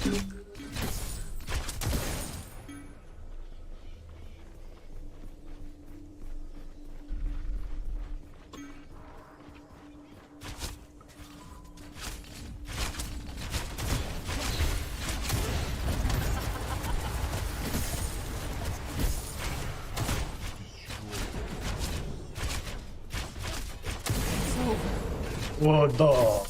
Good job. Kira versus Kira. Enemy tower under attack.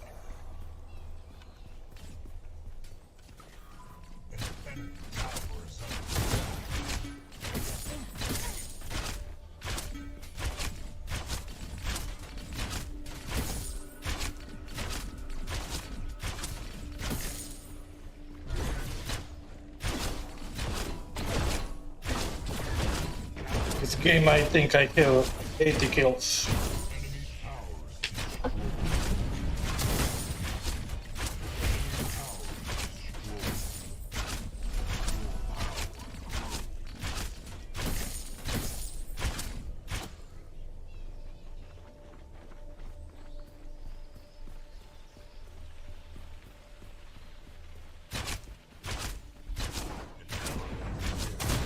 Hold it together, round one.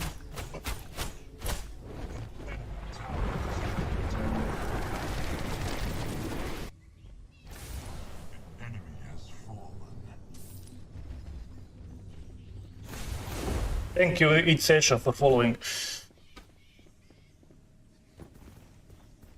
on Twitch.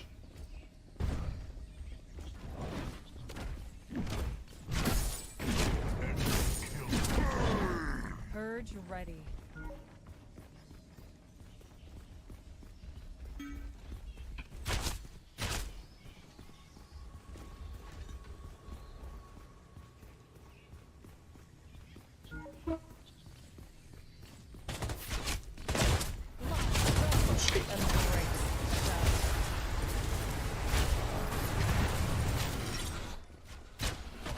Okay, let's go.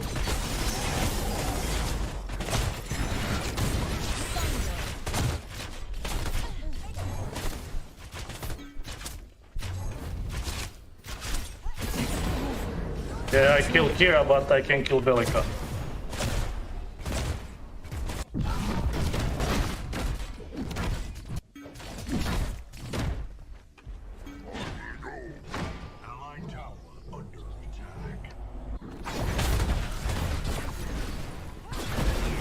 Closer play pretty good in Chimera.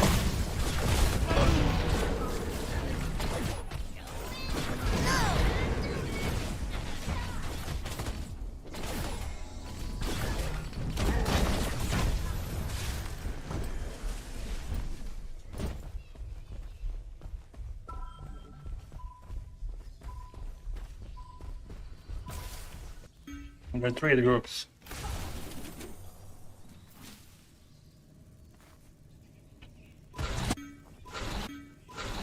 Go for Fang.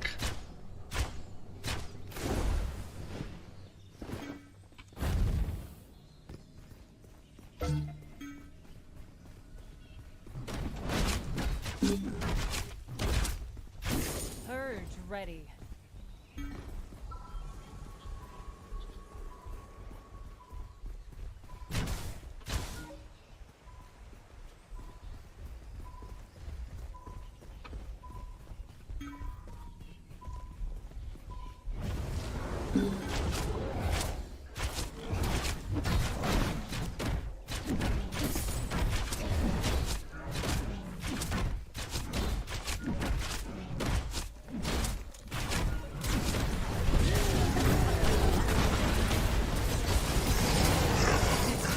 Good job.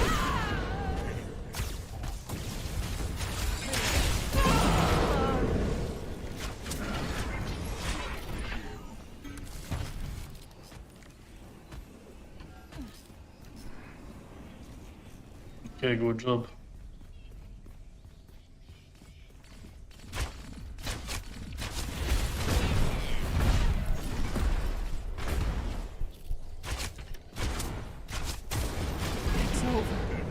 Attack mid lane.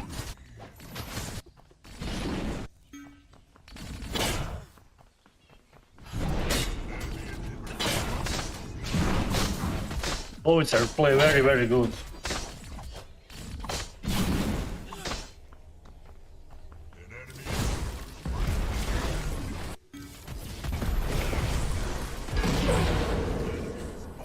We feed Howitzer.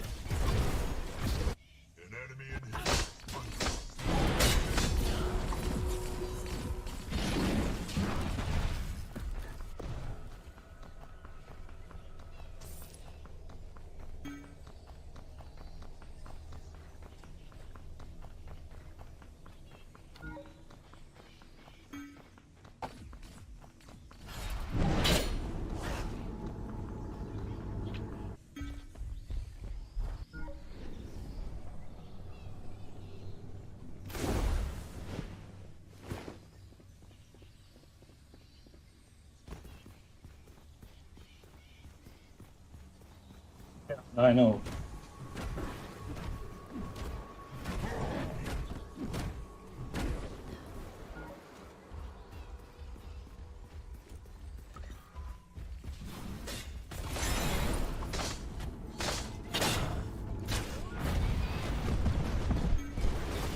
Oh my god!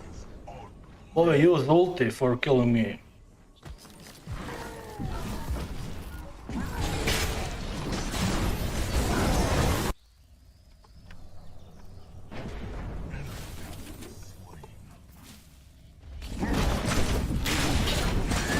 Good job, Pete.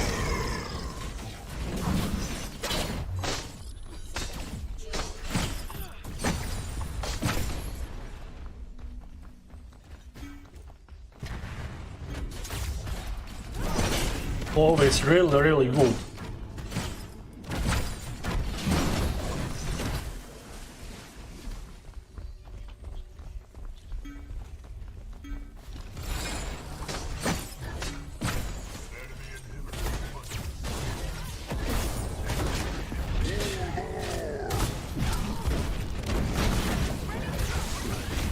Good job.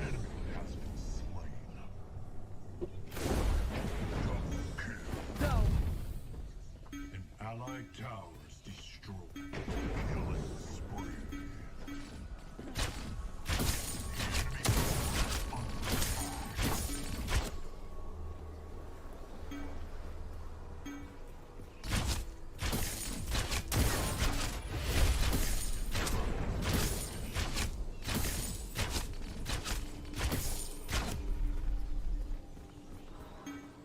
Come on.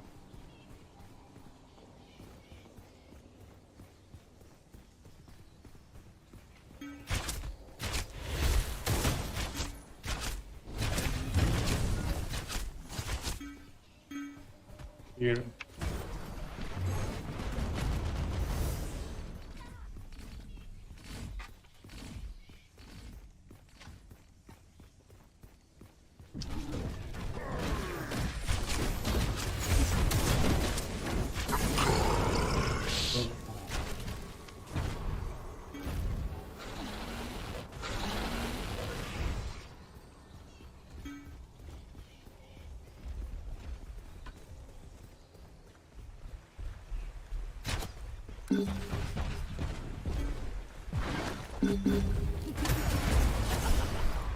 God. He's very, very good.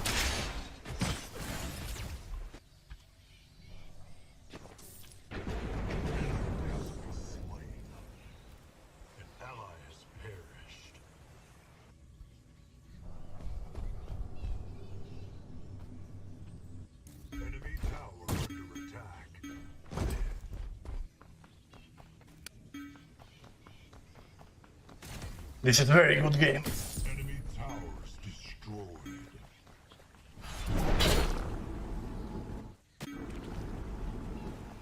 First bang, then.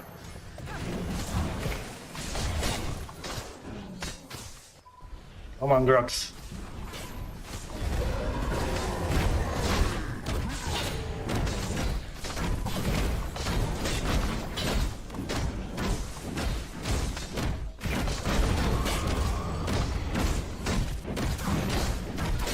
Come on, come on, come on. Okay, good job. Purge ready. Killing spree.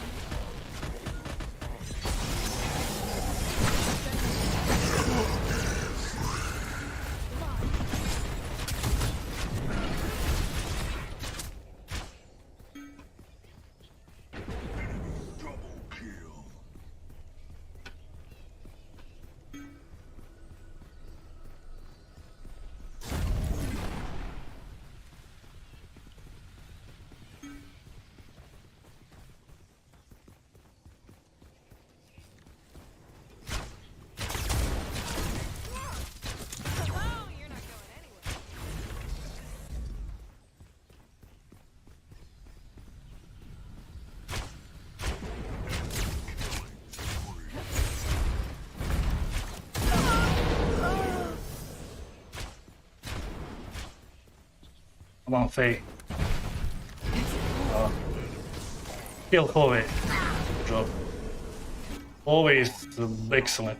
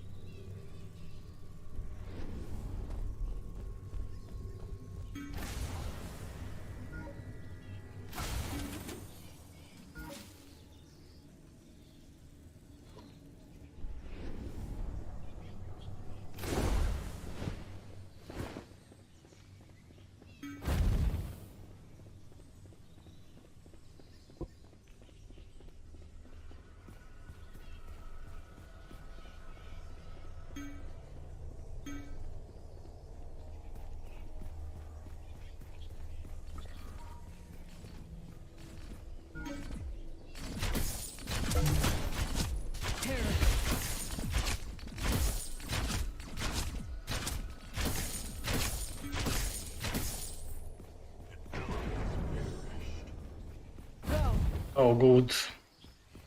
Chloe, Chloe.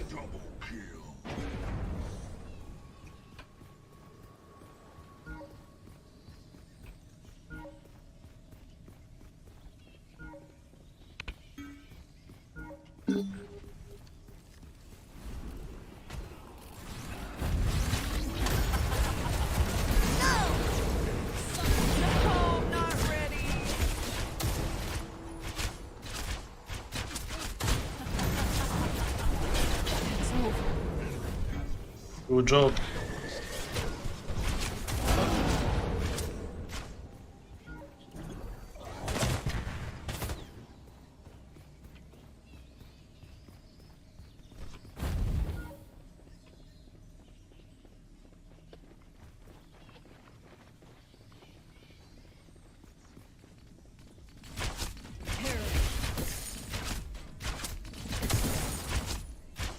Fly. Hold it together while I'm gone.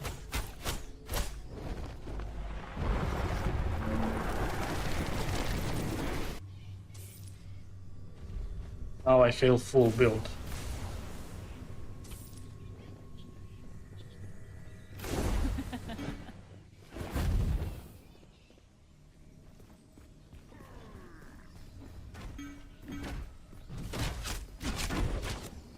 Purge ready.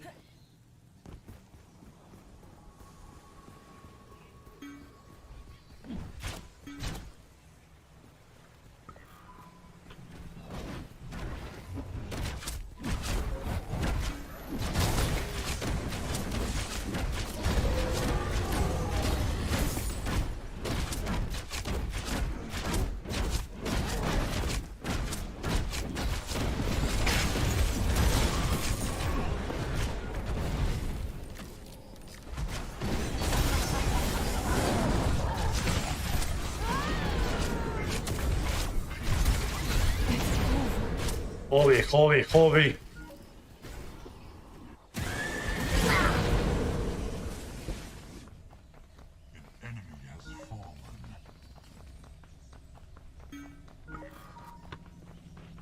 Holy shit, 31 kill, oh my god.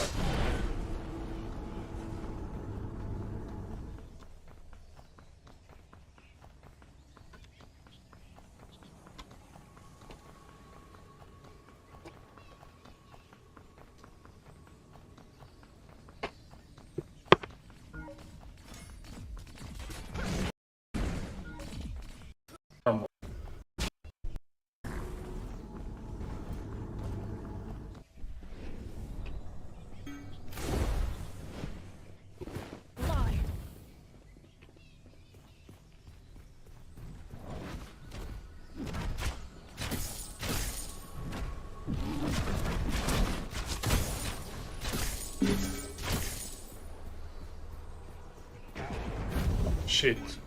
One more.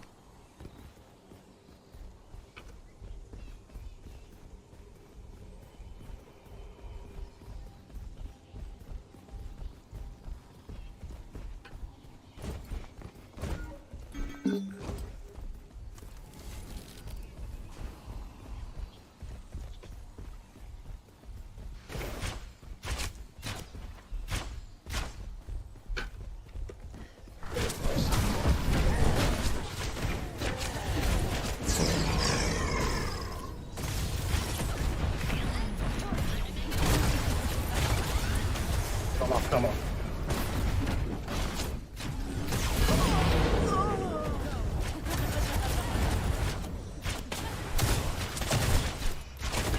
We lose this. I can't kill everyone.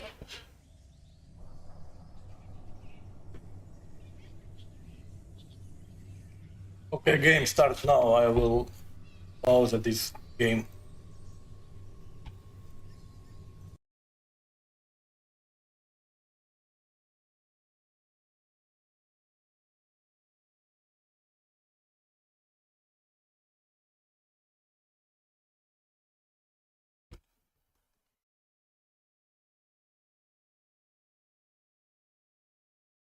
Like, go in, be aggressive, just keep going in if he can find the right moments to, which, as smart of a player as he is, he should be able to find them. So it will be really interesting to see, especially with the Chimera not being able to walk out, having to walk into 2 tanks with Rampage and Steel, having the Howie mine to knock him away, and Drongo being able to self-peel himself. Maybe not as easy for Empty to take over the whole game on his own. I think Team and Control will win this game. Yesterday how Empty really doesn't like dying. Well, Chimera, in some circumstances, if you're going to be effective, I like you Empty. don't really get a choice. You kind of got to throw yourself in there, get it going, cause a little bit of chaos, and really drag these fights out and play on those thinner margins. On the flip side of that, though, we'll see the pressure right now. Both of our duo lanes will have range versus range. I feel like we haven't necessarily seen a ton of that in the matches we've been able to comment. No level 2 advantage or all-in coming out here, as Wolves and Wumba are just going to be content to be able to pick up farm, poke on the other side. The Muriel lane, not necessarily in a range versus range matchup, really wanting to go forward that much. Yeah, going to be interesting to watch this duo lane. As we mentioned, the Kira from last game popping off, but not going to be as easy to with the Drongo silence in the lane.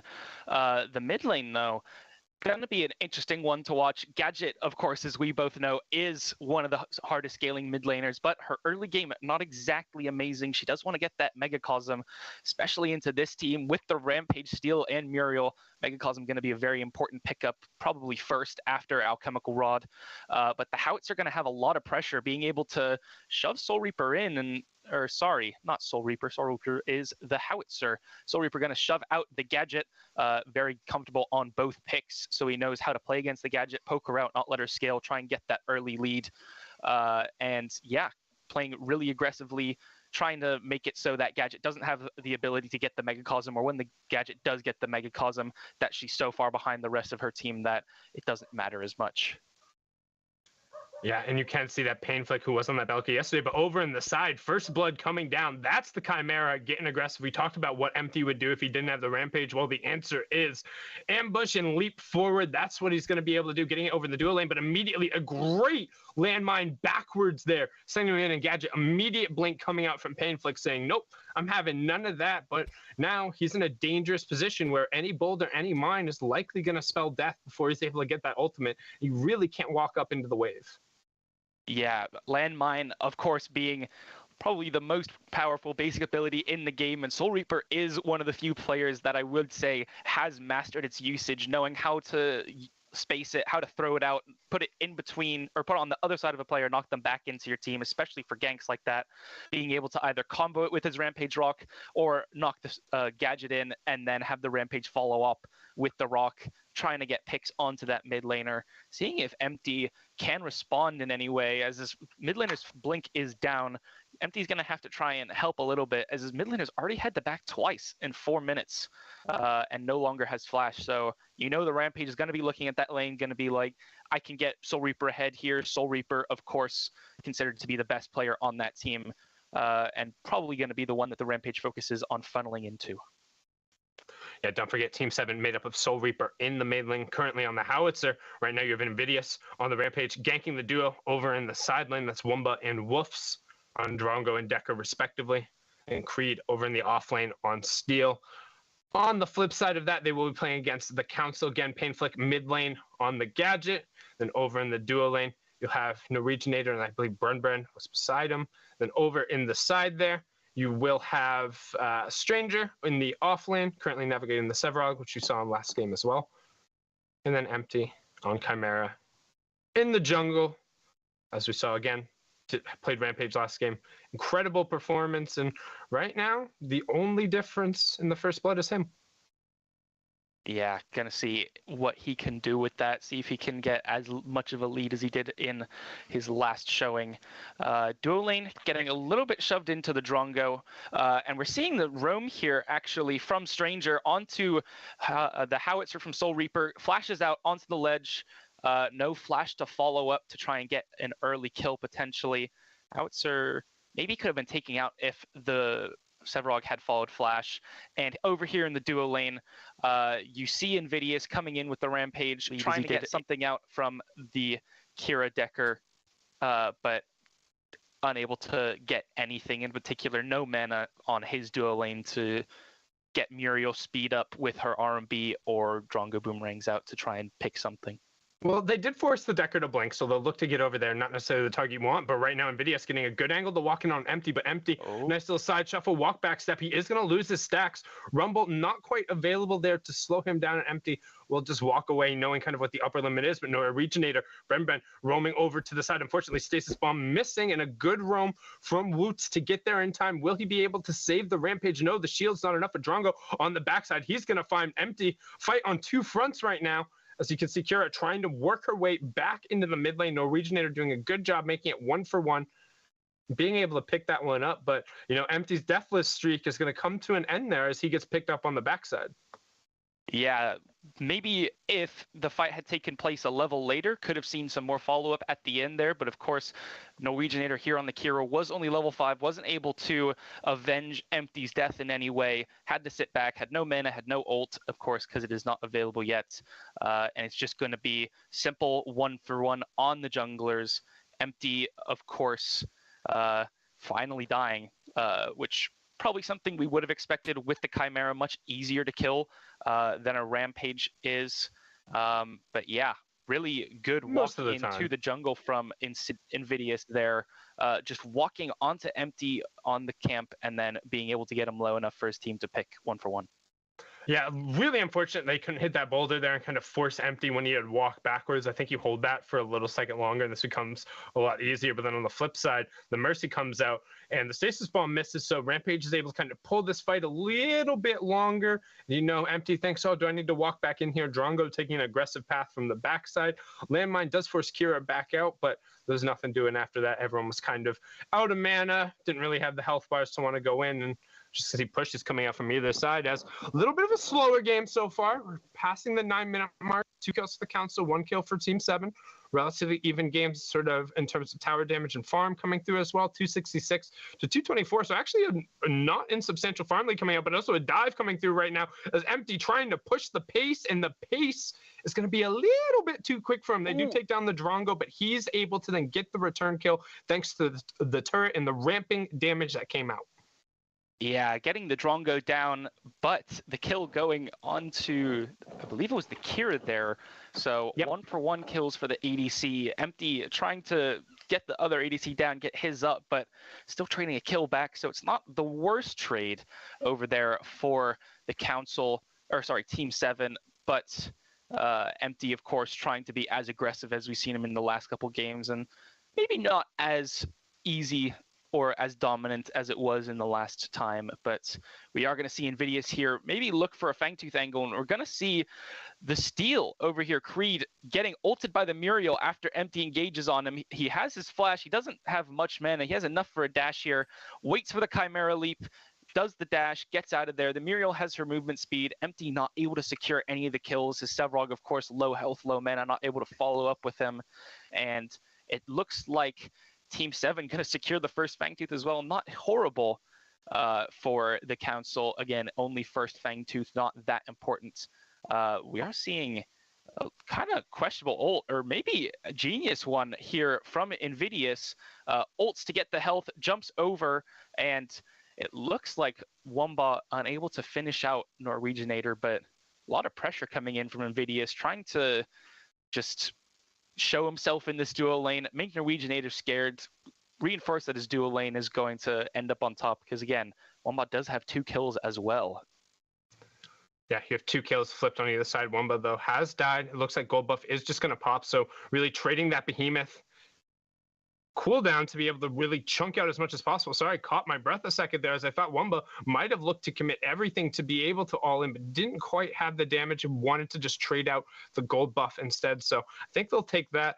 Looking back at that offlane fight, I think Creed might have had a window to be able to kill Sevrog if he knew the reversal of fortune was coming in. He was about maybe like 50 to 100 units away from getting the knockup, getting that damage coming down. The base damage on it isn't bad. I think Sevrog wouldn't have had a way out, but again, thin margins with Empty over there. The cross map play, though, definitely coming out well. They get the Fangtooth. They will get the gold buff onto their carry. So overall, a little bit of worthwhile there. Miro right now, just trying to create a little bit of space. Yeah, and that offlane matchup gonna be not exactly the most exciting. I say as the mid laner, Howitzer Soul Reaper gets the kill on the gadgets. Again, trying to push Howitzer's early game potential at 1 item, able to get the kill there. Interesting game. Howitzer's 1 item spike, very, very good. Gadgets delayed a little bit as she likes to go Alchemical Rod into the Megacosm, but we're seeing the Rampage Rock come out. Flash is traded from Norwegianator and Invidious, and Norwegianator is going to go down here. Really good gank. Empty with the counter gank, though, right onto the Drongo. Muriel unable to do anything, has no CC, and Empty going to just keep running down this duo lane. Muriel going to potentially look to flash here, going to save it for a little bit. Empty going to peel back. He sees that Invidious is still on his Decker and says, no, baited. I'm going back onto the Muriel. Muriel uses the flash, and maybe we'll go back to help his Decker here. No, flashes in and says, forget it. I'm killing you, Woots. Where do you think you're going? Yeah, Woots trying to play on very, very thin margins, but Empty knows what he's doing, and that's going forward. It's all Chimera is able to do. Might as well take the S key out of his controller, or out of his keyboard. Not able to go through. I'm not sure what the S key is on the controller. Let me know when you figure that one out. But able to keep pressing in, and a little bit of a clash of action going through here. Skirmishes on either side, kills being picked up, towers being pushed down as well, which is going to add in the gold, and we will see Razorback and the Crystallian Cuirass finished from Creed. That's going to be very efficient for him, given the damage profile that's coming out from the enemy. Yeah, going to be a little bit interesting. Picks up the Brimstone as well. Going to be weird. It's going to be something to look at to see if Creed can push the lead onto the Sevrog, having the Crystalline and Brimstone both for damage against the Sevrog, and of course the MR to reduce the Sevrog's Q damage. But both of them are tanks. Sevrog with the Crystalline as well. So they're just going to trade abilities back and forth for Crystalline pops. Probably more of a farming lane that benefits the Sevrog just because he's able to stack up and scale into late game. Both of them late just wanting to sit in lane, chill for a bit, maybe not look for kills. So we'll have to see which of them can be more useful in the late game and team fights, as that's going to be their main job this game. Yeah, and right now you can see Kira just trying to do what she can to pick up as much farm as possible. You can also see the Sorry about that there. Sundown is cut out. We are seeing Invidious going for another objective here on the mini prime. Soul Reaper has the pressure in mid. He's already taken the T1, and he is going to secure the mini prime. Invidious. Kira ult comes out onto Wumba, and Wumba able to just ult away, blow her up. Not as good as we saw not as strong of a Kira ult as we saw in last game. Invidious coming in, ulting, and going in on the mid laner, able to take out Pain Flick. Empty diving in on the support Muriel there, taking her out, and looking to see maybe if he goes down actually to Wumba, sticks around too long, Wumba able to run him down and take out Empty. And you'll see here now, using the mini orb to be able to push down this tier 2 turret, going to get the local gold, which is going to be massive for them. You can see the 2-1-1 also has his crest evolution ready. You can see that on the right-hand side, has the Overlord, so going to get a lot of health there, but also heading straight over to this Fangtooth to try and make it 2-0 for their team. And honestly, that's going to really help their scaling. Yeah, Invidious just being the objective master of this game, being very, very aggressive with just walking into lanes, ulting, rocking, getting something out of the enemy lanes, and then now he's taken one Fangtooth, he's taken the mini prime without Empty really noticing or challenging, and he's trying to take the second one. They are going to secure it, so that's 2 Fangtooths down. However, this time they're being potentially engaged upon the other way, and actually they just run out of the pit and catch the gadget, not being engaged upon.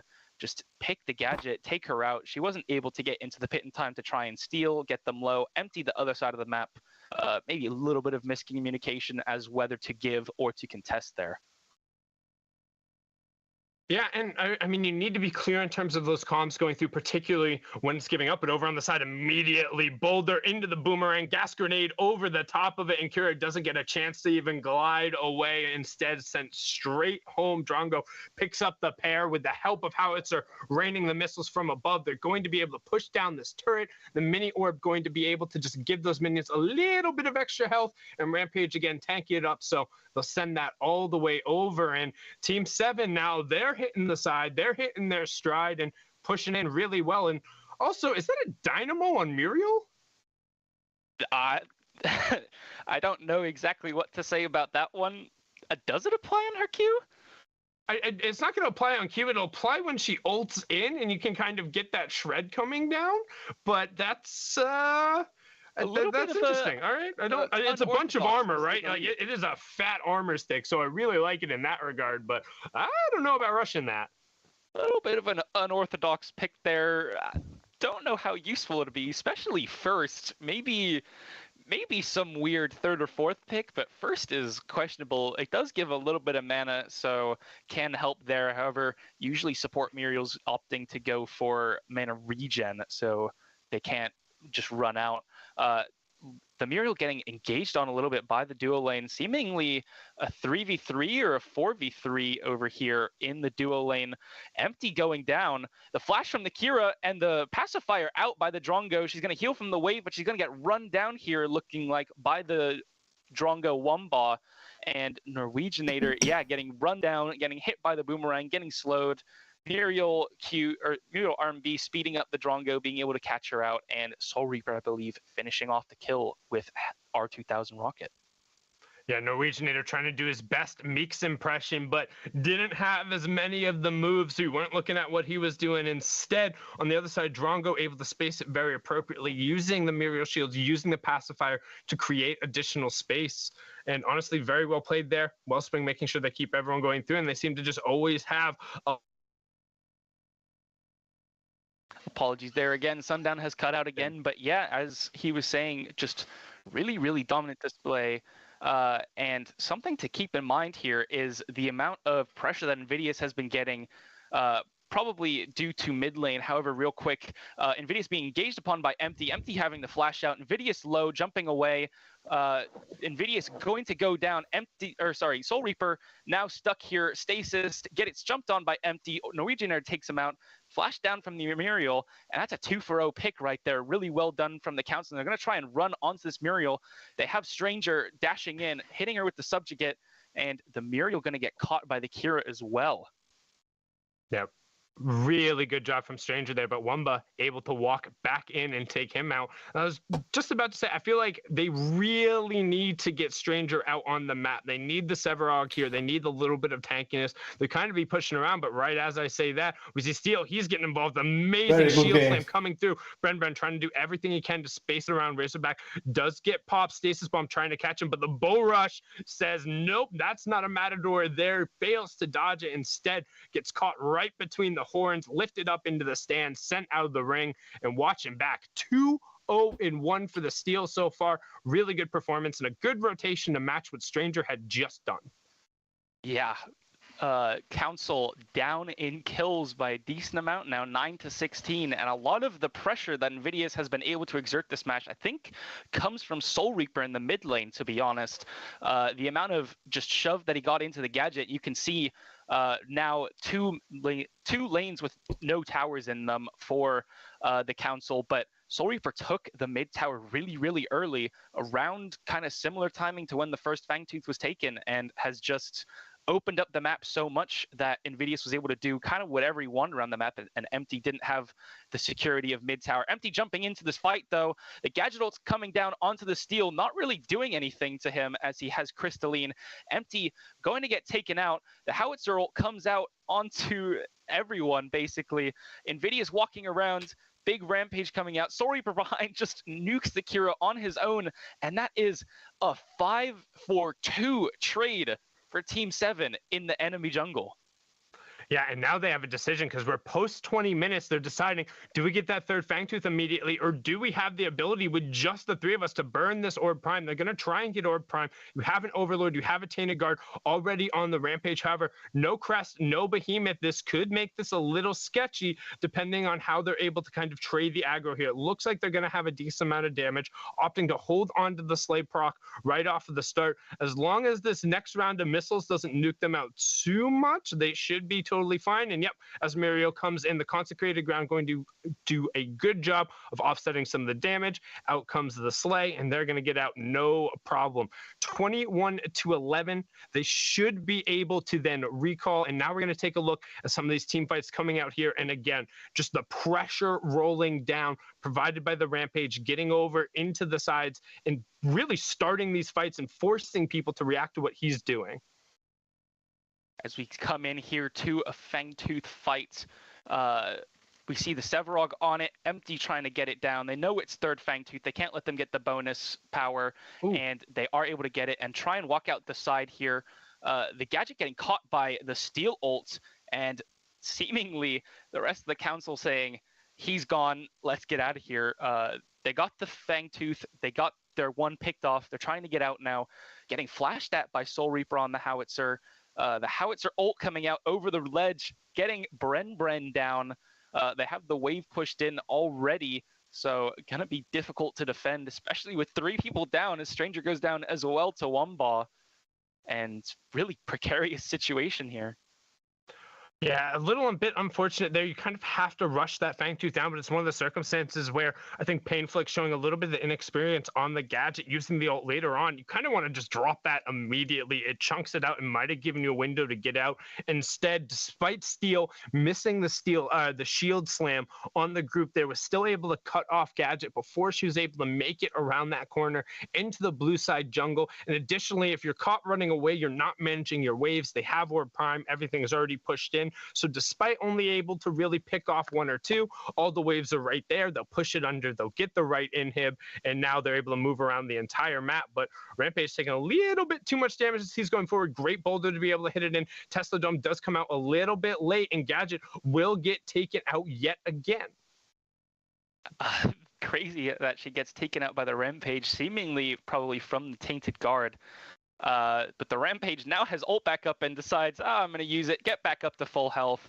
The Kira ult comes out under the tower, not doing quite enough. The Steel ult comes out and misses, but they're going to be able to run Bren down. Invidious goes down to Empty.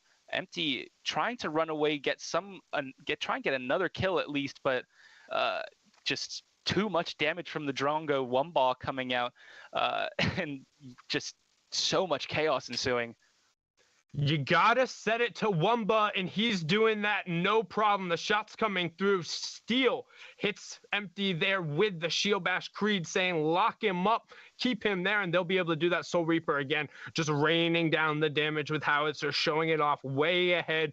2 inhibs down, lane pushing in on the left-hand side. They'll swing on over and clean that up without Empty to kind of throw his face in there. It's all going to be on Stranger to soak as much of this damage as they can, but they just don't have the wave clear without Gadget. They're dumping spells on it, and she's too far behind. Wumba picks up Stranger again. Their Norwegianator forced out of the fight by Steel on the backside, will get rooted, but look at the shields coming down, layering over the top of him. His health bar barely scratched. Ord Prime should regen him up, and honestly, they might have the ability to end, but it looks like they might also just reset, spend all their gold, knowing that, hey, they can walk back down and take the right inhib, as we're going to take a look at a replay here of the fight as it went down. You can see Empty getting caught out in the jungle. Bull Rush comes through, ambush over to the other side, and just trying to create a decent amount of space. Gadget does a good job of separating the fight up with that Tesla Dome, but they just don't quite have the damage to really clean it up. They're dumping absolutely everything, but Steel just able to soak up so much. They're fighting in the jungle, so Rampage even more effective. And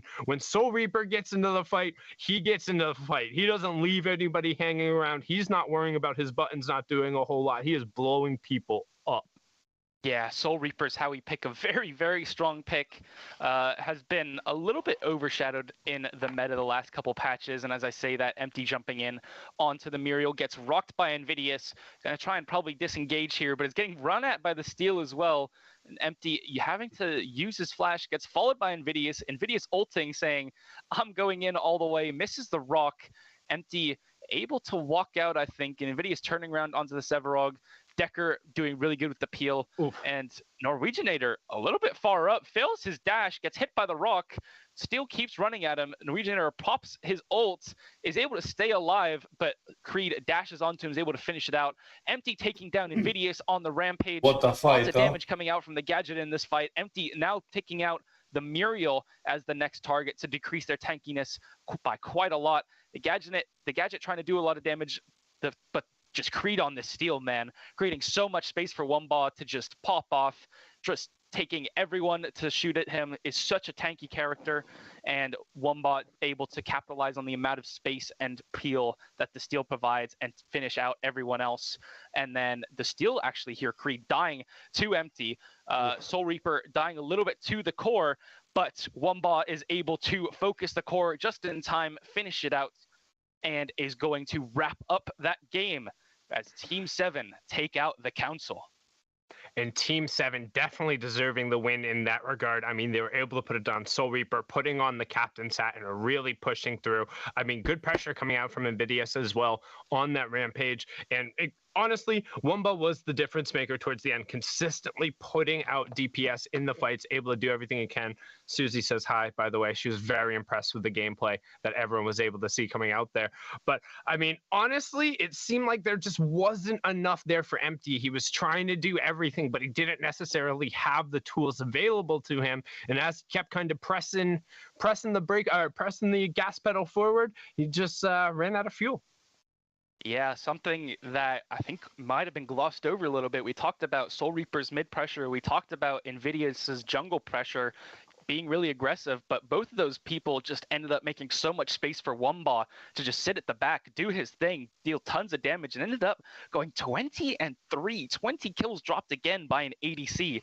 Maybe something that we've seen after the ADC patch, after all their items have been reworked in some way, shape, or form. Really, really good performance from Wumba here, playing really well around his pacifier, being able to jump person to person, not be locked down by someone like Empty or Stranger. Yeah, the pacifier, using the shrapnel cannon, then also having the gas grenade. He was very mobile, and hats off to the Muriel as well. Woots just being incredibly tanky, keeping him alive. Dynamo, Raymond of Renewal, and Wellspring, like, you're not going to be able to force him out, but we do have our first semifinalist as well, as they're able to take them down. I mean, just an incredible performance coming through there. Yeah, as we mentioned, an unorthodox Muriel build right there, but basically just deciding I'm going to stay alive and provide as much shields as possible. Wellspring strong enough as an item, I guess, to keep everyone alive, and she had a tanky enough team in front of her with Creed and Invidious creating so much space and pressure, just constantly pretty much off cooldown, popping their ults, just chaining CC onto priority targets, and just letting Roots and Wumba do their thing at the back line. Really unfortunate in the mid lane that Painflick was pushed out, as he probably would have been the main one to focus on those tanks. Again, Gadget, Shred Armor, Megacosm, but really, really dominant display here. Thank you so much, guys. That's going to be it from me and Wangle. Today we will have the rest of the round 2 matches right after this, so don't go anywhere. But before we throw to a break, there's a bunch of you in the channel. Hit the follow button so we know when you go live. Okay, I will put on my game. Waiting.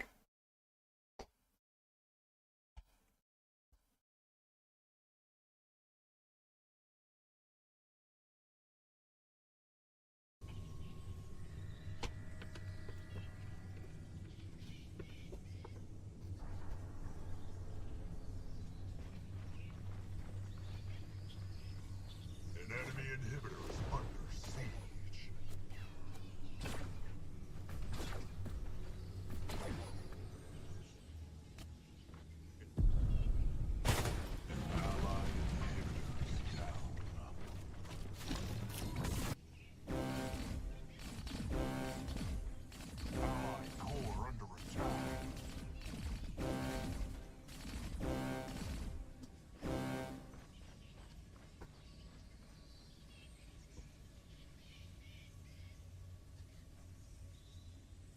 Allied inhibitors under siege.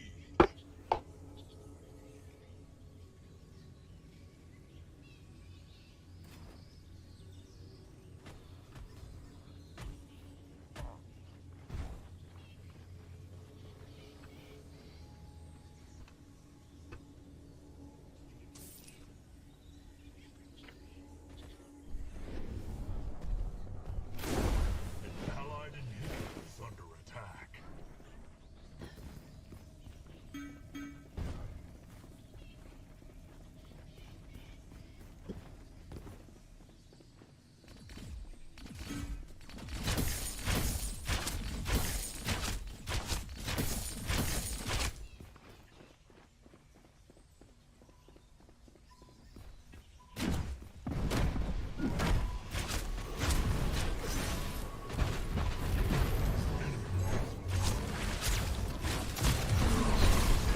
Oh, my bad, my bad.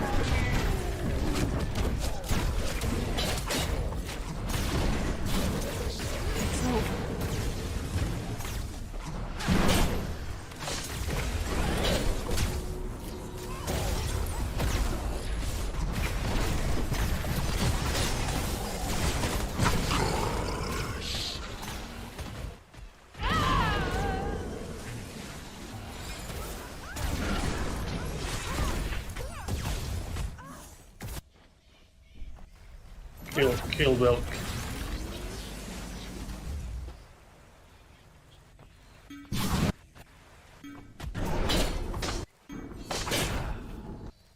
Go for Fang. An enemy inhibitor is under siege.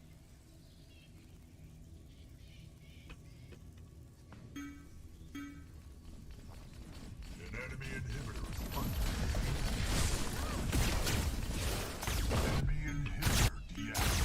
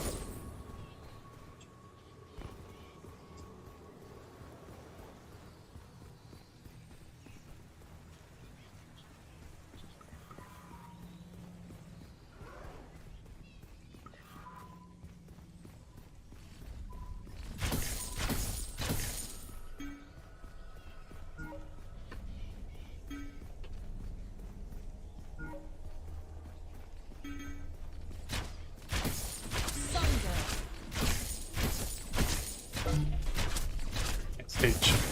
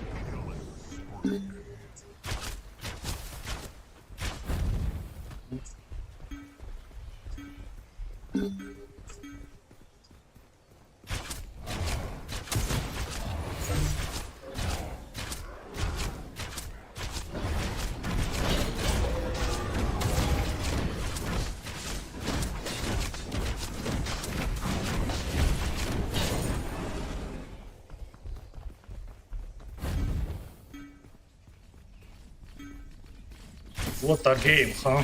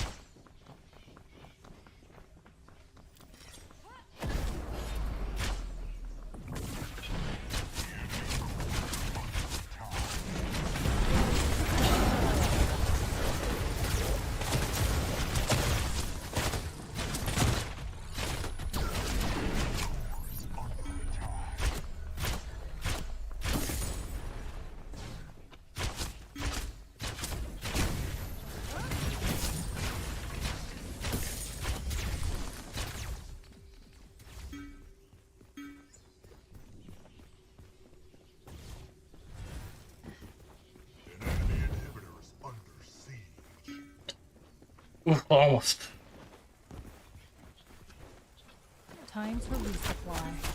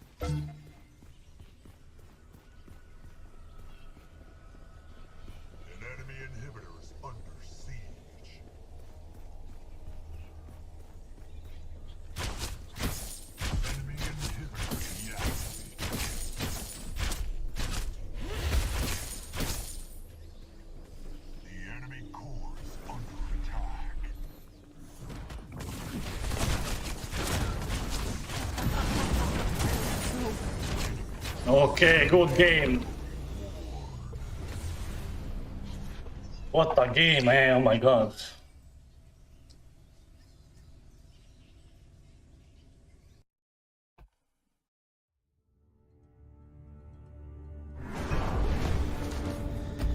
I can't believe we win this.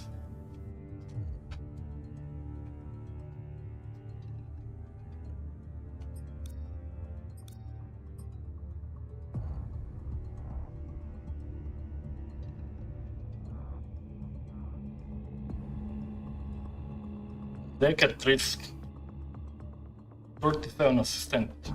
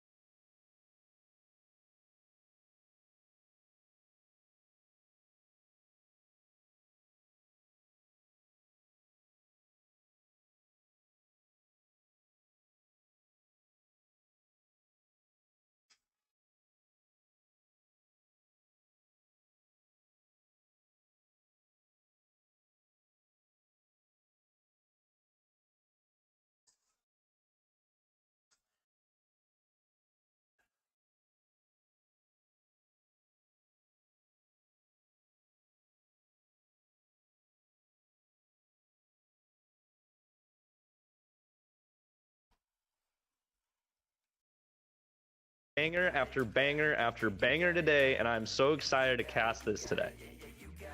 Me as well. There are some good ones left. We've got Tim's and Overdrive. We've Okay, got let's go. Renegades and VVV, and we've got Meme Machine and Six Slayers on the docket for the rest of the evening. And right here, you see that for Overdrive, they banned Gideon, and Team Tim's banned Crunch, which makes a whole lot of sense because Exactly Atomic what we were expecting. is a crazy good Gideon, and Six is a crazy good Crunch. On the side of Overdrive, we got Decker, Severog, Drongo, Bellica, and Fang Mao. And on the side of Tim's, we got Rampage, Steel, Howitzer, Muriel, and Murdoch. Now, this is interesting because you see that Overdrive with the Decker and the Drongo, that's going to be a very, very safe duo lane. We've seen it come out a couple times this weekend. Whereas the other side, you have the Muriel and the Murdoch, which is going to give you that little bit of global presence. I wouldn't expect that 2v2 to be super uneven in either direction. But you also have Steel and Rampage. The front line for Team Tim's here is going to be very strong. You saw that Tim's sort of won them the game in their first game, was able to roll through the enemy team pretty easily. With a beefy front line like that, I kind of expect them to be able to do it again. And it looks like Team Tim's is more of that team fight oriented composition, whereas you know, on Overdrive you had like the Fang Mao, you have the Bellica, a lot more single target damage to get those crucial picks. And if they do, keep in mind, while Muriel is a support and she is squishy, right? She has the shields for her team, but she is very squishy. If she's able to get caught out, that's a lot of effective HP your team's losing in a fight. Yeah, absolutely. And again, you don't forget about that Murdoch, that global presence. People forget about it. We might see that come through here when it comes down to the wire, because these teams are really close when it comes to skill level. I agree. I think that it's going to be, it might come down to even just a bit of a shot calling diff. Six, one of the best junglers in the game, if not the best, a really strong shot caller on top of that, might just be enough to make the difference in a game like this. Yeah, and we saw that Team Tim's had Steel, and they took that away from Steel Forge, who played an amazing Steel on that first game. Probably the best Steel, maybe some of the best support play that we've seen in the tournament thus far. So it'll be interesting to see whether or not Team Tim's can pilot it to the effectiveness that Steel Forge did in his first game. And we were talking about the teams earlier. We're going to look at the bracket once more. Like I said, it is just going to be absolute bangers. My favorite game that I'm looking forward to is Meme Machine versus Six Slayers after we saw that 20-plus kill game coming off of that Kira. I'm super excited to see what that's going to look like. But we got a bunch of great teams here besides those that are matching up later as well, Pinzo.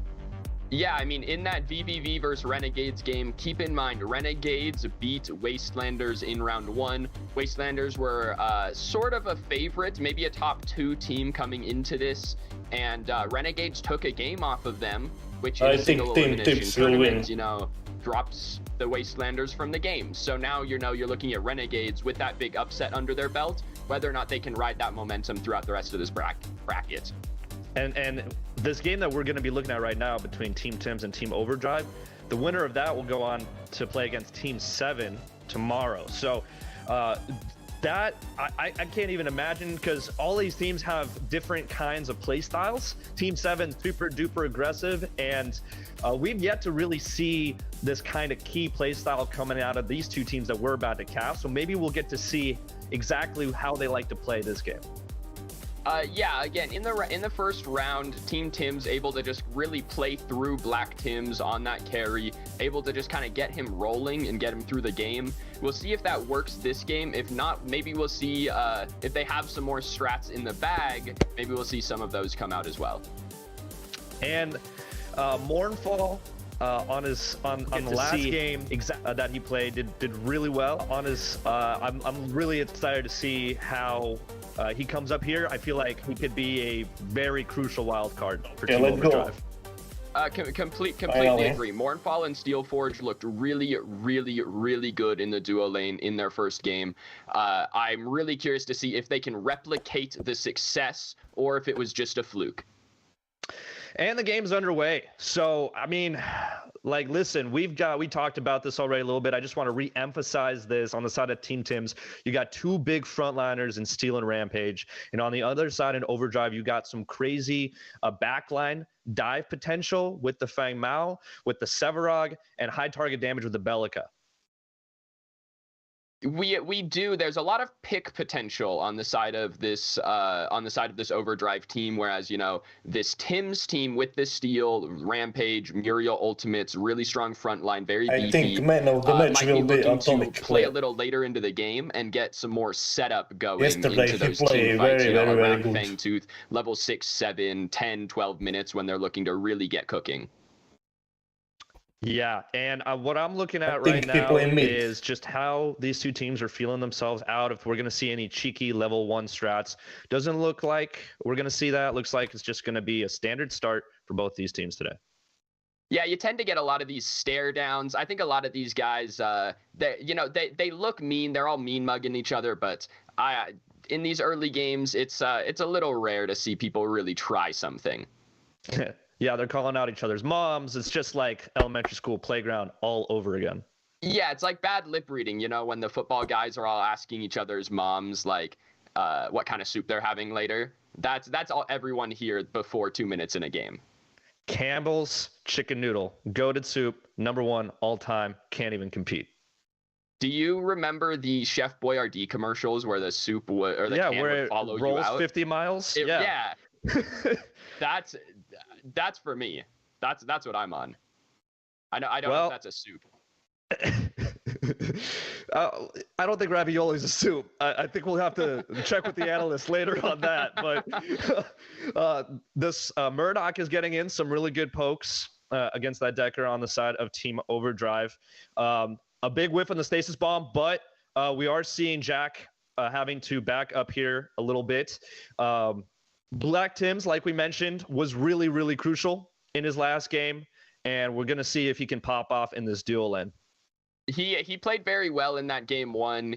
We'll see if he can do it again here. Again, he does have the team comp around him to, really help him get rolling, to keep him alive, which we'll see if he can do here. Lots of pressure coming in from the Overdrive duo lane. Yeah, a lot of pokes. The Muriel Shield definitely helps. But both carries not afraid to step up and do some damage. Speaking of stepping up, this Howitzer is going to step up into an ambush. We're talking about that pick potential. We're seeing it right here. The reaping dash not reaping far enough, and Howitzer does escape with his life. That's really big. You do get the blink out of Atomic, which is really big to begin with. That Howie has a lot of safety out of that concussion mine, but without his blink, he's really not going to be able to outrun a Fang Mao consistently. Fang Mao now having access to blink and reaping dash can cover a lot of ground to chase him down. Yeah, and we're going to have to keep our eyes peeled on that mid lane during these next 5 minutes exactly for that, because we know Six is very aggressive. He likes ganking a lot. He likes invading the enemy jungle a lot. That's definitely going to be the star player to watch. Looking into this duo lane here.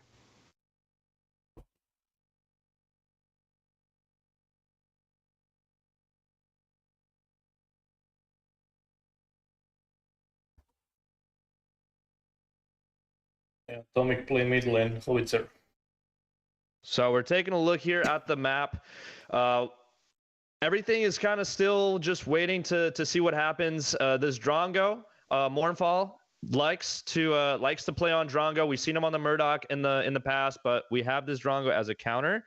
It's very important that they don't fall prey to the ganks from that Rampage on the other side of Bears. Yeah, the Drongo actually has a decent matchup into the Rampage. Once you see that Behemoth get popped, that Rampage ultimate, Silence can at least create this area where he either has to walk around or, backstep maybe to be able to throw that rock instantly. So you can at least delay that stun for a short amount of time at best. It can really be the difference between a Drongo getting far enough away or not. Fangtooth about to spawn. Rampage does have a healthier clear than Fang Mao, so maybe we'll see Bears kind of jump on that quicker, while Six tries to prioritize ganking more initially. Yeah, I don't think that we'll see either of these teams pull very early. Like you said, Rampage does have a bit of a safer clear on that first Fangtooth, but at the same time, fighting without that behemoth available to the Rampage is really kind of putting him at a pretty big disadvantage, whereas Fang Mao is pretty strong at level 5. That Rampage not quite as strong without having the instant access to Boulder that his ultimate gives him. And I'm really looking forward to seeing this Fireclaw versus Flower matchup. That Sevarog over there against the Steel. I know it's two big, beefy meatballs, but they can still die if you get plenty of DPS. I mean, a Feng Mao out of the jungle will hurt. The Feng Mao is really the only one with kill potential there. Going to be building a little more aggressively, has the max health damage from his passive, has an execute as well. I really don't think that the Sevarog is in too much of an issue over there, but the Steel could be. Getting aggressive over here as Mournfall kind of jumps on to Black Tims here. Getting in some good poke damage. Here comes Atomic roaming in from the mid lane, but it doesn't look like they're going to be able to get anything done. Team Overdrive is privy to it. And I think they kind of have to be. They know this gold buff is coming up. They know that Fangtooth is already up. At this point, you sort of expect the junglers to be around this duo lane side of the map. So you can't do anything too dumb in that kind of situation. Black Tims does secure the gold buff, so that's really important. If you got stunned by that, Decker, hold that thought. 6 in trouble, trying to get out of the mid lane there. Does have to blink out. That's going to be down for 6 on that Feng Mao. And it's just a crazy party going on there in the mid lane, but I don't think we get any deaths just quite yet. And it's kind of odd. I think this is the longest first blood of the tournament so far. We're 7 minutes into this game. Both of these teams playing reserved enough to where we don't see any mistakes, at least none that are punished with anything more than a blink loss. Coming into this game, even at the 7.5 minute mark, no deaths yet. Yeah, you're absolutely right. I mean, this is an absolute yin-yang situation from yesterday where we casted non-stop bloodbaths. But you know what? That just means that both of these teams are showing a lot of respect to each other. It is, and I think you kind of have to. I think that, again, when you're looking at Tim's team, you're looking at this little more team fight-oriented comp that's okay with playing back. And then on Overdrive's side, they have this sort of pick comp that will only get stronger as the game goes on. It gets easier to 100-0 people as the game goes. Bears lands the rock. They do get a little bit of poke damage onto Steel Forge there, but nothing too substantial right now. We do see 6 step up there on that ward earlier, so I don't think this is going to continue. These teams have been playing so well that now you even see the 5-man grouping coming in from Tim's. They pull their solo laner, they pull that Steel over to this first Fang. They're looking to make something happen here. Yeah, everyone's starting to hit level 6. Fireclaw already level 7, so that's going to be really huge to look out for. Team Tim's getting started on this Fangtooth. They are being pressured by Mournfall and Steelforge. 6 around the corner as well, bringing in Mangoes. There they go, jumping in. Black Tim's following his teammates, and can they get a pick here? They are pushing away Steelforge. They jumped off the Fangtooth, though, so that was actually really important for Team Overdrive to do. They're getting kited. They just got their entire Rampage ult kited out. Instead of full committing to the duo lane, they back up trying to look for 6, and they end up wasting that behemoth out of their Rampage. Black Tims is out of mana, chasing the Decker, who's going to bounce away. We see it from her perspective here. Steelforge is going to get out of here. Nothing's going to happen there. But on the other side, we see Bears jumping, trying to get some damage in on 6. They are fighting in the river, jumping through 6 goes to down. the back line. 6 does fall. That is going to be first blood towards the side of Tim's, but oh no, Drongo gets caught out, has to blink away. Can he get out of there alive? Steelforge is in trouble as well, and Mournfall is going to get shot in the back. It's not going to be enough. Rampage gets a kill, Murdoch gets a kill. That's 3-0 for Tim's in this initiation, and they're going back to the Fangtooth.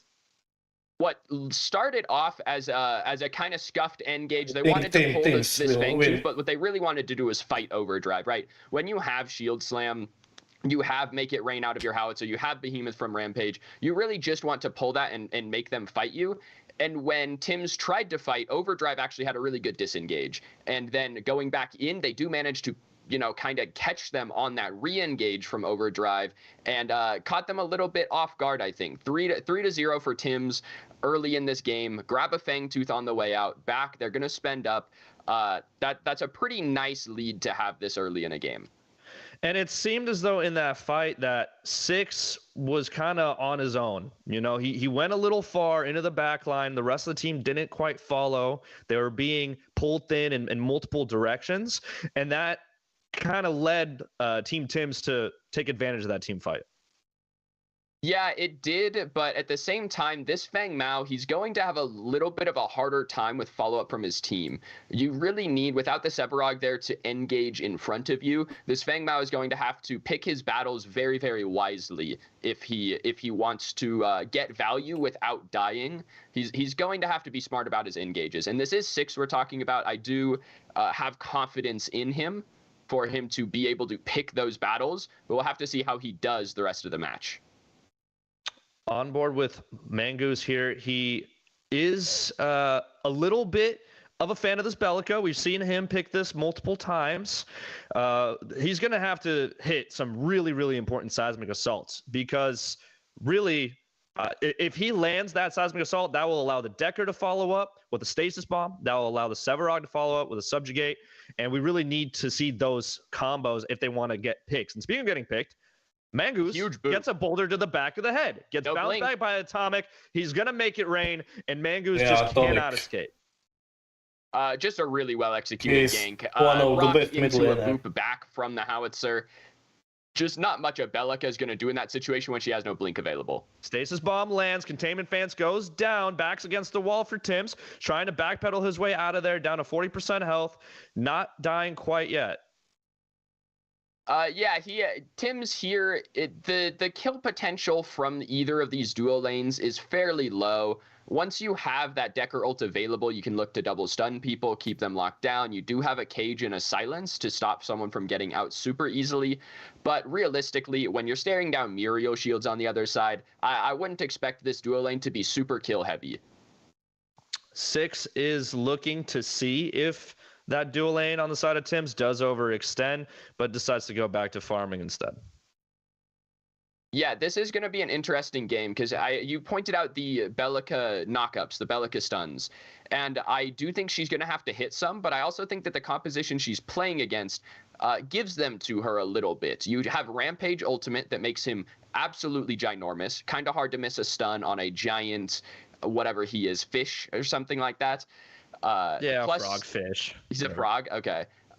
Steel charge, you know exactly where he's going to end up. It's a straight line, has a long wind up to it. You know where he's going to be. Another easy one to land on there. And then on top of that, you do have this Sevarog root Decker range stuns to follow up on. I would expect Mangoose to be on top of those stuns for this game. Yeah, and that is going to be a Team Tims mini prime as Bear secures that in the jungle. So we're going to keep an eye out for that. See some plays maybe in the solo lane. That's usually where people go with their mini prime after taking it. Yeah, we'll see what they can make with this mini prime. Generally speaking, you need to get at least one tier 1 tower to make mini prime really, really worth it. You obviously do get some global gold and some global XP from that mini prime itself, but the towers are really, the tower and the map pressure is really what that mini prime is actually going to get you. And Steelforge actually secured the kill on this Murdoch on Black Tims. So that is the support getting the kill credit, but it seemed as though Six helped with the gank. So that's how that happened. And then we peered away from Rampage jumping into mid lane, but he ended up having to disengage. And I think the key thing is that it appears they expended the reversal of fortune out of Jack. So you're not going to have that global presence from this Muriel for another 2 minutes. So you might see this Fangtooth coming up here in about 40 seconds, might get pressured pretty heavily by Overdrive. Yeah, and that would be very, very good for Overdrive to do because they didn't get that last Fangtooth. They really need to equalize early before this kind of gets out of hand. And Tims are ahead when it comes to kills as well. Tims is ahead, yeah, in kills, but look at this. You can see that Six on this Fang Mao has upgraded Hunt. So that means that there's no advantage to be had from Tims. This is going to be, again, a straight 50-50 on this Hunt when they're both upgraded. Even though Six had that dropped that death early, he kept up on his jungle farm and is going to be able to actually contest this Fangtooth with his team. Fang2 started on by Bears with that mini prime. That's going to be huge. He still has that behemoth on the rampage. Really good for the team fights. And it looks like they're just going to secure that without any conflict whatsoever.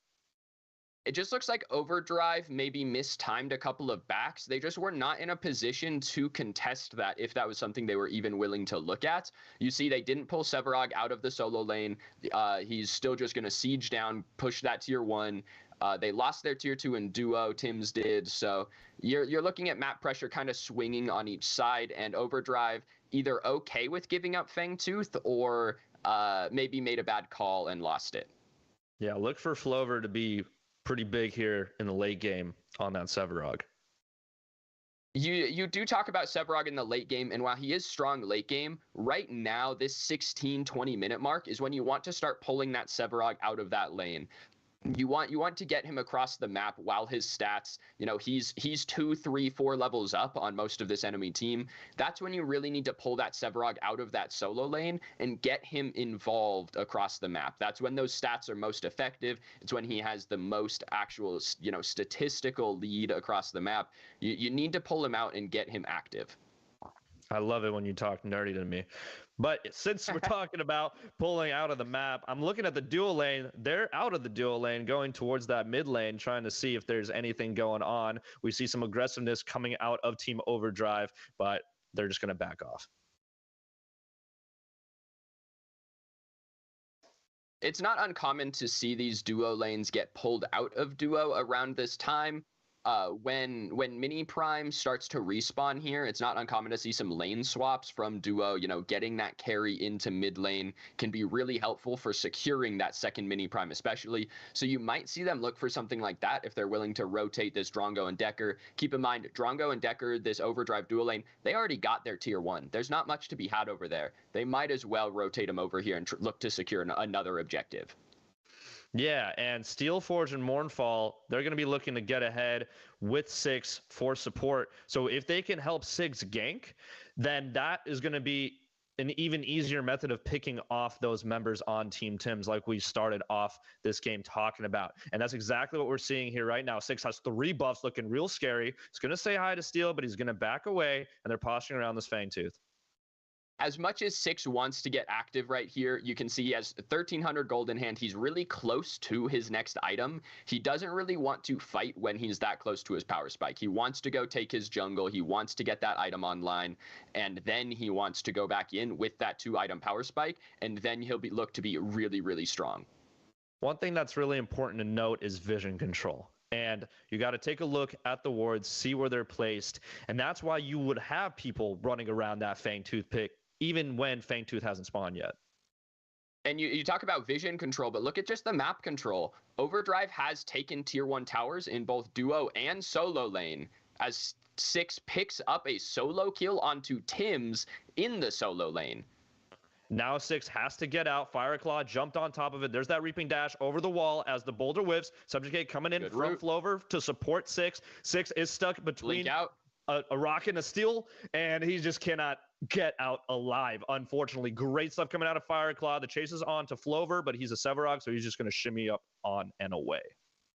It's a really good follow-up by the rest of that team. 6 does get the kill onto Tims, but it's a really good follow-up from the rest of Tim's team to catch that Fangmao, to make sure that he cannot just walk away from that gank for free. It's a good trade kill in that instance. You got his blink as well, and that makes it pretty worth it. And while that was happening, Mournfall was just farming on that Drongo the entire time. So Black Tims was dead, Mournfall was alive and farming. That's going to be a pretty substantial swing. Atomic's going to poke this Bellica, going to poke Mangoose a little bit, but just back off, and nothing else is going to happen there. Yeah, I think that you're going to see these teams. There's not going to be that mini prime just went down, so you're not going to see another one of those. I wouldn't expect a 20-minute prime out of either of these teams. But Overdrive, with these towers down, tier 1 gone in left, tier 1 gone in right, duo and solo both have their tier 1s gone. This fight on this next Fangtooth is a little bit riskier for Tims. They don't have quite the same safety to retreat to. Even though they have this mini prime to fight into this with, could still be risky for the rest of Tim's team. Yeah, and here we're seeing how Six got stuck. He tried to escape with the Reaping Dash, but he had to dash the boulder from Rampage, so that pops his cooldown on that, allowing Fireclaw to then just line up the ult very easily. He knows that he doesn't have his dash anymore. It's on cooldown, and there's just nothing you can do about that. As we move on over to this Fangtooth, we see it get absolutely shredded by Overdrive. Overdrive, that's big. They really, really needed that. Now you see Atomic jumping in, looking to make it rain. Everyone is caught in that trap. He's going to do a lot of damage, and he takes out Mournfall. Mango's in the back line, knocking up the Howitzer, but not doing much else. Flover's down as well. Atomic is popping off right now. He was a big player in the last games, and he's doing it right now again. Atomic looks really, really good on this Howitzer. He gets a lot of talk about his Gideon play, and now that we see the Gideon getting banned so much against him, he's either been putting in some extra work as he does it again on this Howitzer. The blink Q into the face. Thank you. How do you do? He looks really good on this pick. It's I think the question moving forward is, do you bother taking the Gideon away from Atomic and just giving him the Howie? Or do you maybe look into Bear's hero pool and Tim's hero pool and look to ban something else away from this team? I just don't see how you can. I just don't see how you can ban away the Gideon and the Howitzer when there's so many great things. But as we're talking about, Six does jump in out of nowhere. I didn't even see him as he steals that prime. We're definitely gonna have to get a replay on that. I was getting so carried away with just the fact that Tim's was running over everybody. They just got all the kills. They were going to secure this prime. There's just absolutely no way. But Six with the hero play coming through clutch. That might even be considered a game-saving play at this point. Tim's team is 9-2 in kills. Both of those deaths are on Tim's. The rest of his team, Atomic especially, looking to be really far ahead. If they'd gotten that prime, you'd look to see pretty much all of Overdrive's towers go down from prime number 1 at 20 minutes, which would be huge. Now, instead, you sacrifice 6, but you gain prime on at least 3 members of Overdrive here, which is going to be just massive for defending, getting back into this game, setting up, getting farm, playing a little safer. That's a complete game changer from 6. I don't know what to say. I mean, I was not expecting I know what to say. Where was the smite at? Bears has upgraded smite, just maybe didn't have a charge available for it when 6 dashes in. Here's the replay. Here's the replay. So he came in from the river. I think he blink Reaping Dash to cross that giant gap to get into that hunt rage. Just very, very well played by 6. I do think that even if he misses it there, I do think that that's a play you have to make. Getting that 20-minute prime is a pretty big momentum killer for Overdrive if Tim's gets it. So sacrificing yourself for that steal, I think, is totally worth it, and worked out very, very well for 6. And really, all you need is just a ward in that river. You just need somebody bodyguarding. I'm sure they weren't expecting that either, which is why it worked. But really, a little sloppy on the side of Tim's for letting that one slip by. Completely. When you have a steal and a howitzer as well, both with some pretty good crowd control to keep people away, you need someone on the river zoning them away. And here we're going to look at the steal one more time in slow motion. Take a look at the number on top. It just crosses 900, and 6 just presses 1 better than Bears. Really, just a beautiful play from 6, honestly. That's just a really nice play. Definitely a bit of a misplay from Tim's, but very nice job by 6 to take advantage of it. Now can they do something with it? They still have a little bit of time left on it, so maybe they can, push a fight. That's really what I would be looking to do if I was Team Overdrive right now. Try and get your way back in this game with those picks that we're talking about. Yeah, there's just not much to fight over right now for Overdrive. They have 4 primes, sure, but they're the Fangtooth isn't up. They have a lot of the tier 1 towers gone. There's just not a crazy amount for them to want to fight over here. And it ends up being a risky play, right? If you fight over nothing and lose, now you're behind. So I don't mind the more methodical, we didn't see a first blood in this game until like the 8-9 minute mark. So I don't mind seeing a little bit more methodical play come out from both of these teams. And I want to point out that Atomic on that howitzer is 5-0. Okay, he is the target for Team Overdrive if they want to win these team fights against Team Tims. And Fang Mao does have that vertical mobility, so he can catch Howitzer, even if Howitzer is, mine and using Make It Rain as an escape. That vertical mobility from this Fang Mao can catch him. So he does still have to be scared, especially when Six is as big as he is. He has Painweaver finished. It could be a scary spot for Atomic. And it looks like they are listening to us as Atomic is getting challenged by multiple members. Can he survive? The reversal of fortune comes in while he's still in the air trying to make his great escape. Six he is is being in. chased by Six, but Six just cannot finish the job. Stasis Bomb goes wide. Atomic still survives at half health. Pretty good job from Atomic. He gets Make It Rain canceled once, luckily gets the cooldown refunded on that and gets it again, able to get Muriel ult out of there. It does look like they're going to get this Fangtooth for free off the back of that. Atomic being forced to back here is a little unfortunate. If you look at the top, it also appears that we have a disconnect from Bears, so hopefully he can get back into this game and keep Tims back into it. Oh, and I just heard something in my ear that Bears power went out. That is absolutely tragic, ladies and gentlemen. We're seeing Black Tims take a knee here, pressing F, paying respect to that. Yeah, that's a super unfortunate way for this game to go, especially a game that had so as competitive as this game was looking. The Primal Fangtooth goes down in favor of Overdrive, but this game is still...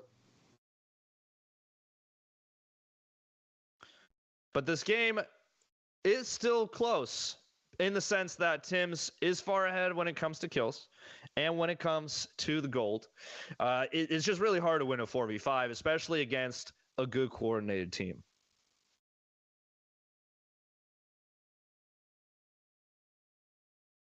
So, I mean, what do we do now? I mean, they had this great opportunity against Atomic. Now Atomic survives and he keeps causing his rampage. I just don't know how they're gonna come back here, man. I really enjoyed our earlier conversation about soups, and this is really reminiscent of that. Is when you just overheat your soup and it's boiling hot and it just scalds the heck out of your tongue. You really enjoyed it. And you thought you were going to enjoy it, but then something like Bears disconnecting happens, and now you burnt your tongue. Question. Is cereal a soup? I gotta know. Absolutely. Yes? Okay. No question. Absolutely. For that reason, you get to stay on cast with me. I'll let it slide. I've had so many people answer that incorrectly that I'm really glad to hear someone else in here with 400 IQ on the cast. Really makes me feel more confident in the rest of the evening. Yeah, and anyone in chat who agrees is also 400 IQ. I've been told in my ear that it has been more than 5 minutes since the disconnect. So as per the rules, since start of game, since Bears has disconnected, he cannot rejoin since we are past 5 minutes in the game. So they're just going to have to play it out like this, Pinzo. Yeah, it just means that there won't be a remake on this lobby, and that's the unfortunate part. That we're not going to see this game replayed. We're not going to see, sort of a run back of the same draft and just get them into a new lobby. It's just not going to be possible with the way that, the tournament's set up. We're just not able to run those games back. So it's really unfortunate on the side of Tims. They're not quite out of it yet. If Bears does come back at some point, they had a bit of a lead. You could see them come back, but at the end of the day, a 4v5 is not what you're looking for. Not at all. And luckily, there's no prize money on the line for this tournament. It's just bragging rights. So hopefully that softens the blow a little bit as we get a team fight here in the Prime Pit. Steel Forge does stun with that stasis bomb, but now Six jumps on top of Tims. He's getting blasted in the face by that shrapnel cannon. So close, but he does end up falling. Mournfall with a sliver of health does get out of there. Atomic looking for the R2000 to connect, but Decker body blocks it, so they can't kill him. And now Fireclaw, Riley, and all of the gang are trying to get them using the blink out of the Decker. Seismic chasing into the jungle after the remaining members Mangoose running for his life, and Mournfall still super low. Mangoose does end up falling. Flover on his last legs as well, but he is going to shimmy on out of there. And overall, Overdrive, a lot of the members on Overdrive go down. Honestly, a really nice fight from Tim's. I wouldn't have known that was a 4v5 if they didn't, tell me beforehand. I think Overdrive, they only have one tank. The Sebrog is the only person on their team that's really that tanky. Pulling a prime like that is going to get your jungler low. Your jungler's going to take a lot of damage, and they kill 6 first thing in that fight, and it just makes it awkward to pull in that situation, even in a 4v5. It makes that pull a little bit risky when you just have the one tank, and honestly, just very well played by the members of Tim's. Steel Forge with a downtown stasis bomb 3-pointer, nothing but net, gets the pick on the opposing support, and unfortunately, Tim's did not have enough DPS to take that prime before everyone else on Team Overprime spawned. So that's what they were trying to do there. It didn't work. It was a really cool play, and it would have been absolutely or prime 100% for Tim's had they had that 5th person. Yeah, it's just again a little greedy. You kind of stalemated this fight with them on prime, and then to pull it for yourselves, especially when you don't have a jungler in the match, I'd probably consider it a little bit greedy from Tim's, but at the same time, I think it's a play they have to make when you're down a player. You can't just back up and farm when you're down in a game like that. Steel Slam coming in onto Flover. He does knock back Fireclaw as they continue their advance onto this inhibitor. There's nothing much left to say here, folks. It looks like they're just going to continue their charge, but wait, look into the right lane. Tim's on the split push. Murdoch takes down an inhibitor, and actually, it's a trade of inhibitors, although it is a 4v5. And the question here is, does someone from Overdrive actually back to defend, or do they just decide to take this Fangtooth on the way out? It looks like 6 has backed to defend. They'll be able to grab that Primal Fangtooth. It's going to be their 3rd Fangtooth as well, so that stat increase is coming in on the side of Overdrive if they manage to pick this up. And this one's turning in. This snowball is rolling a little faster down this hill in the favor of Overdrive. Yeah, but I'm still quite impressed as to how Team Tim's has been able to hold on. Lucky for them, the majority of their gold is shared between Tim's and Atomic.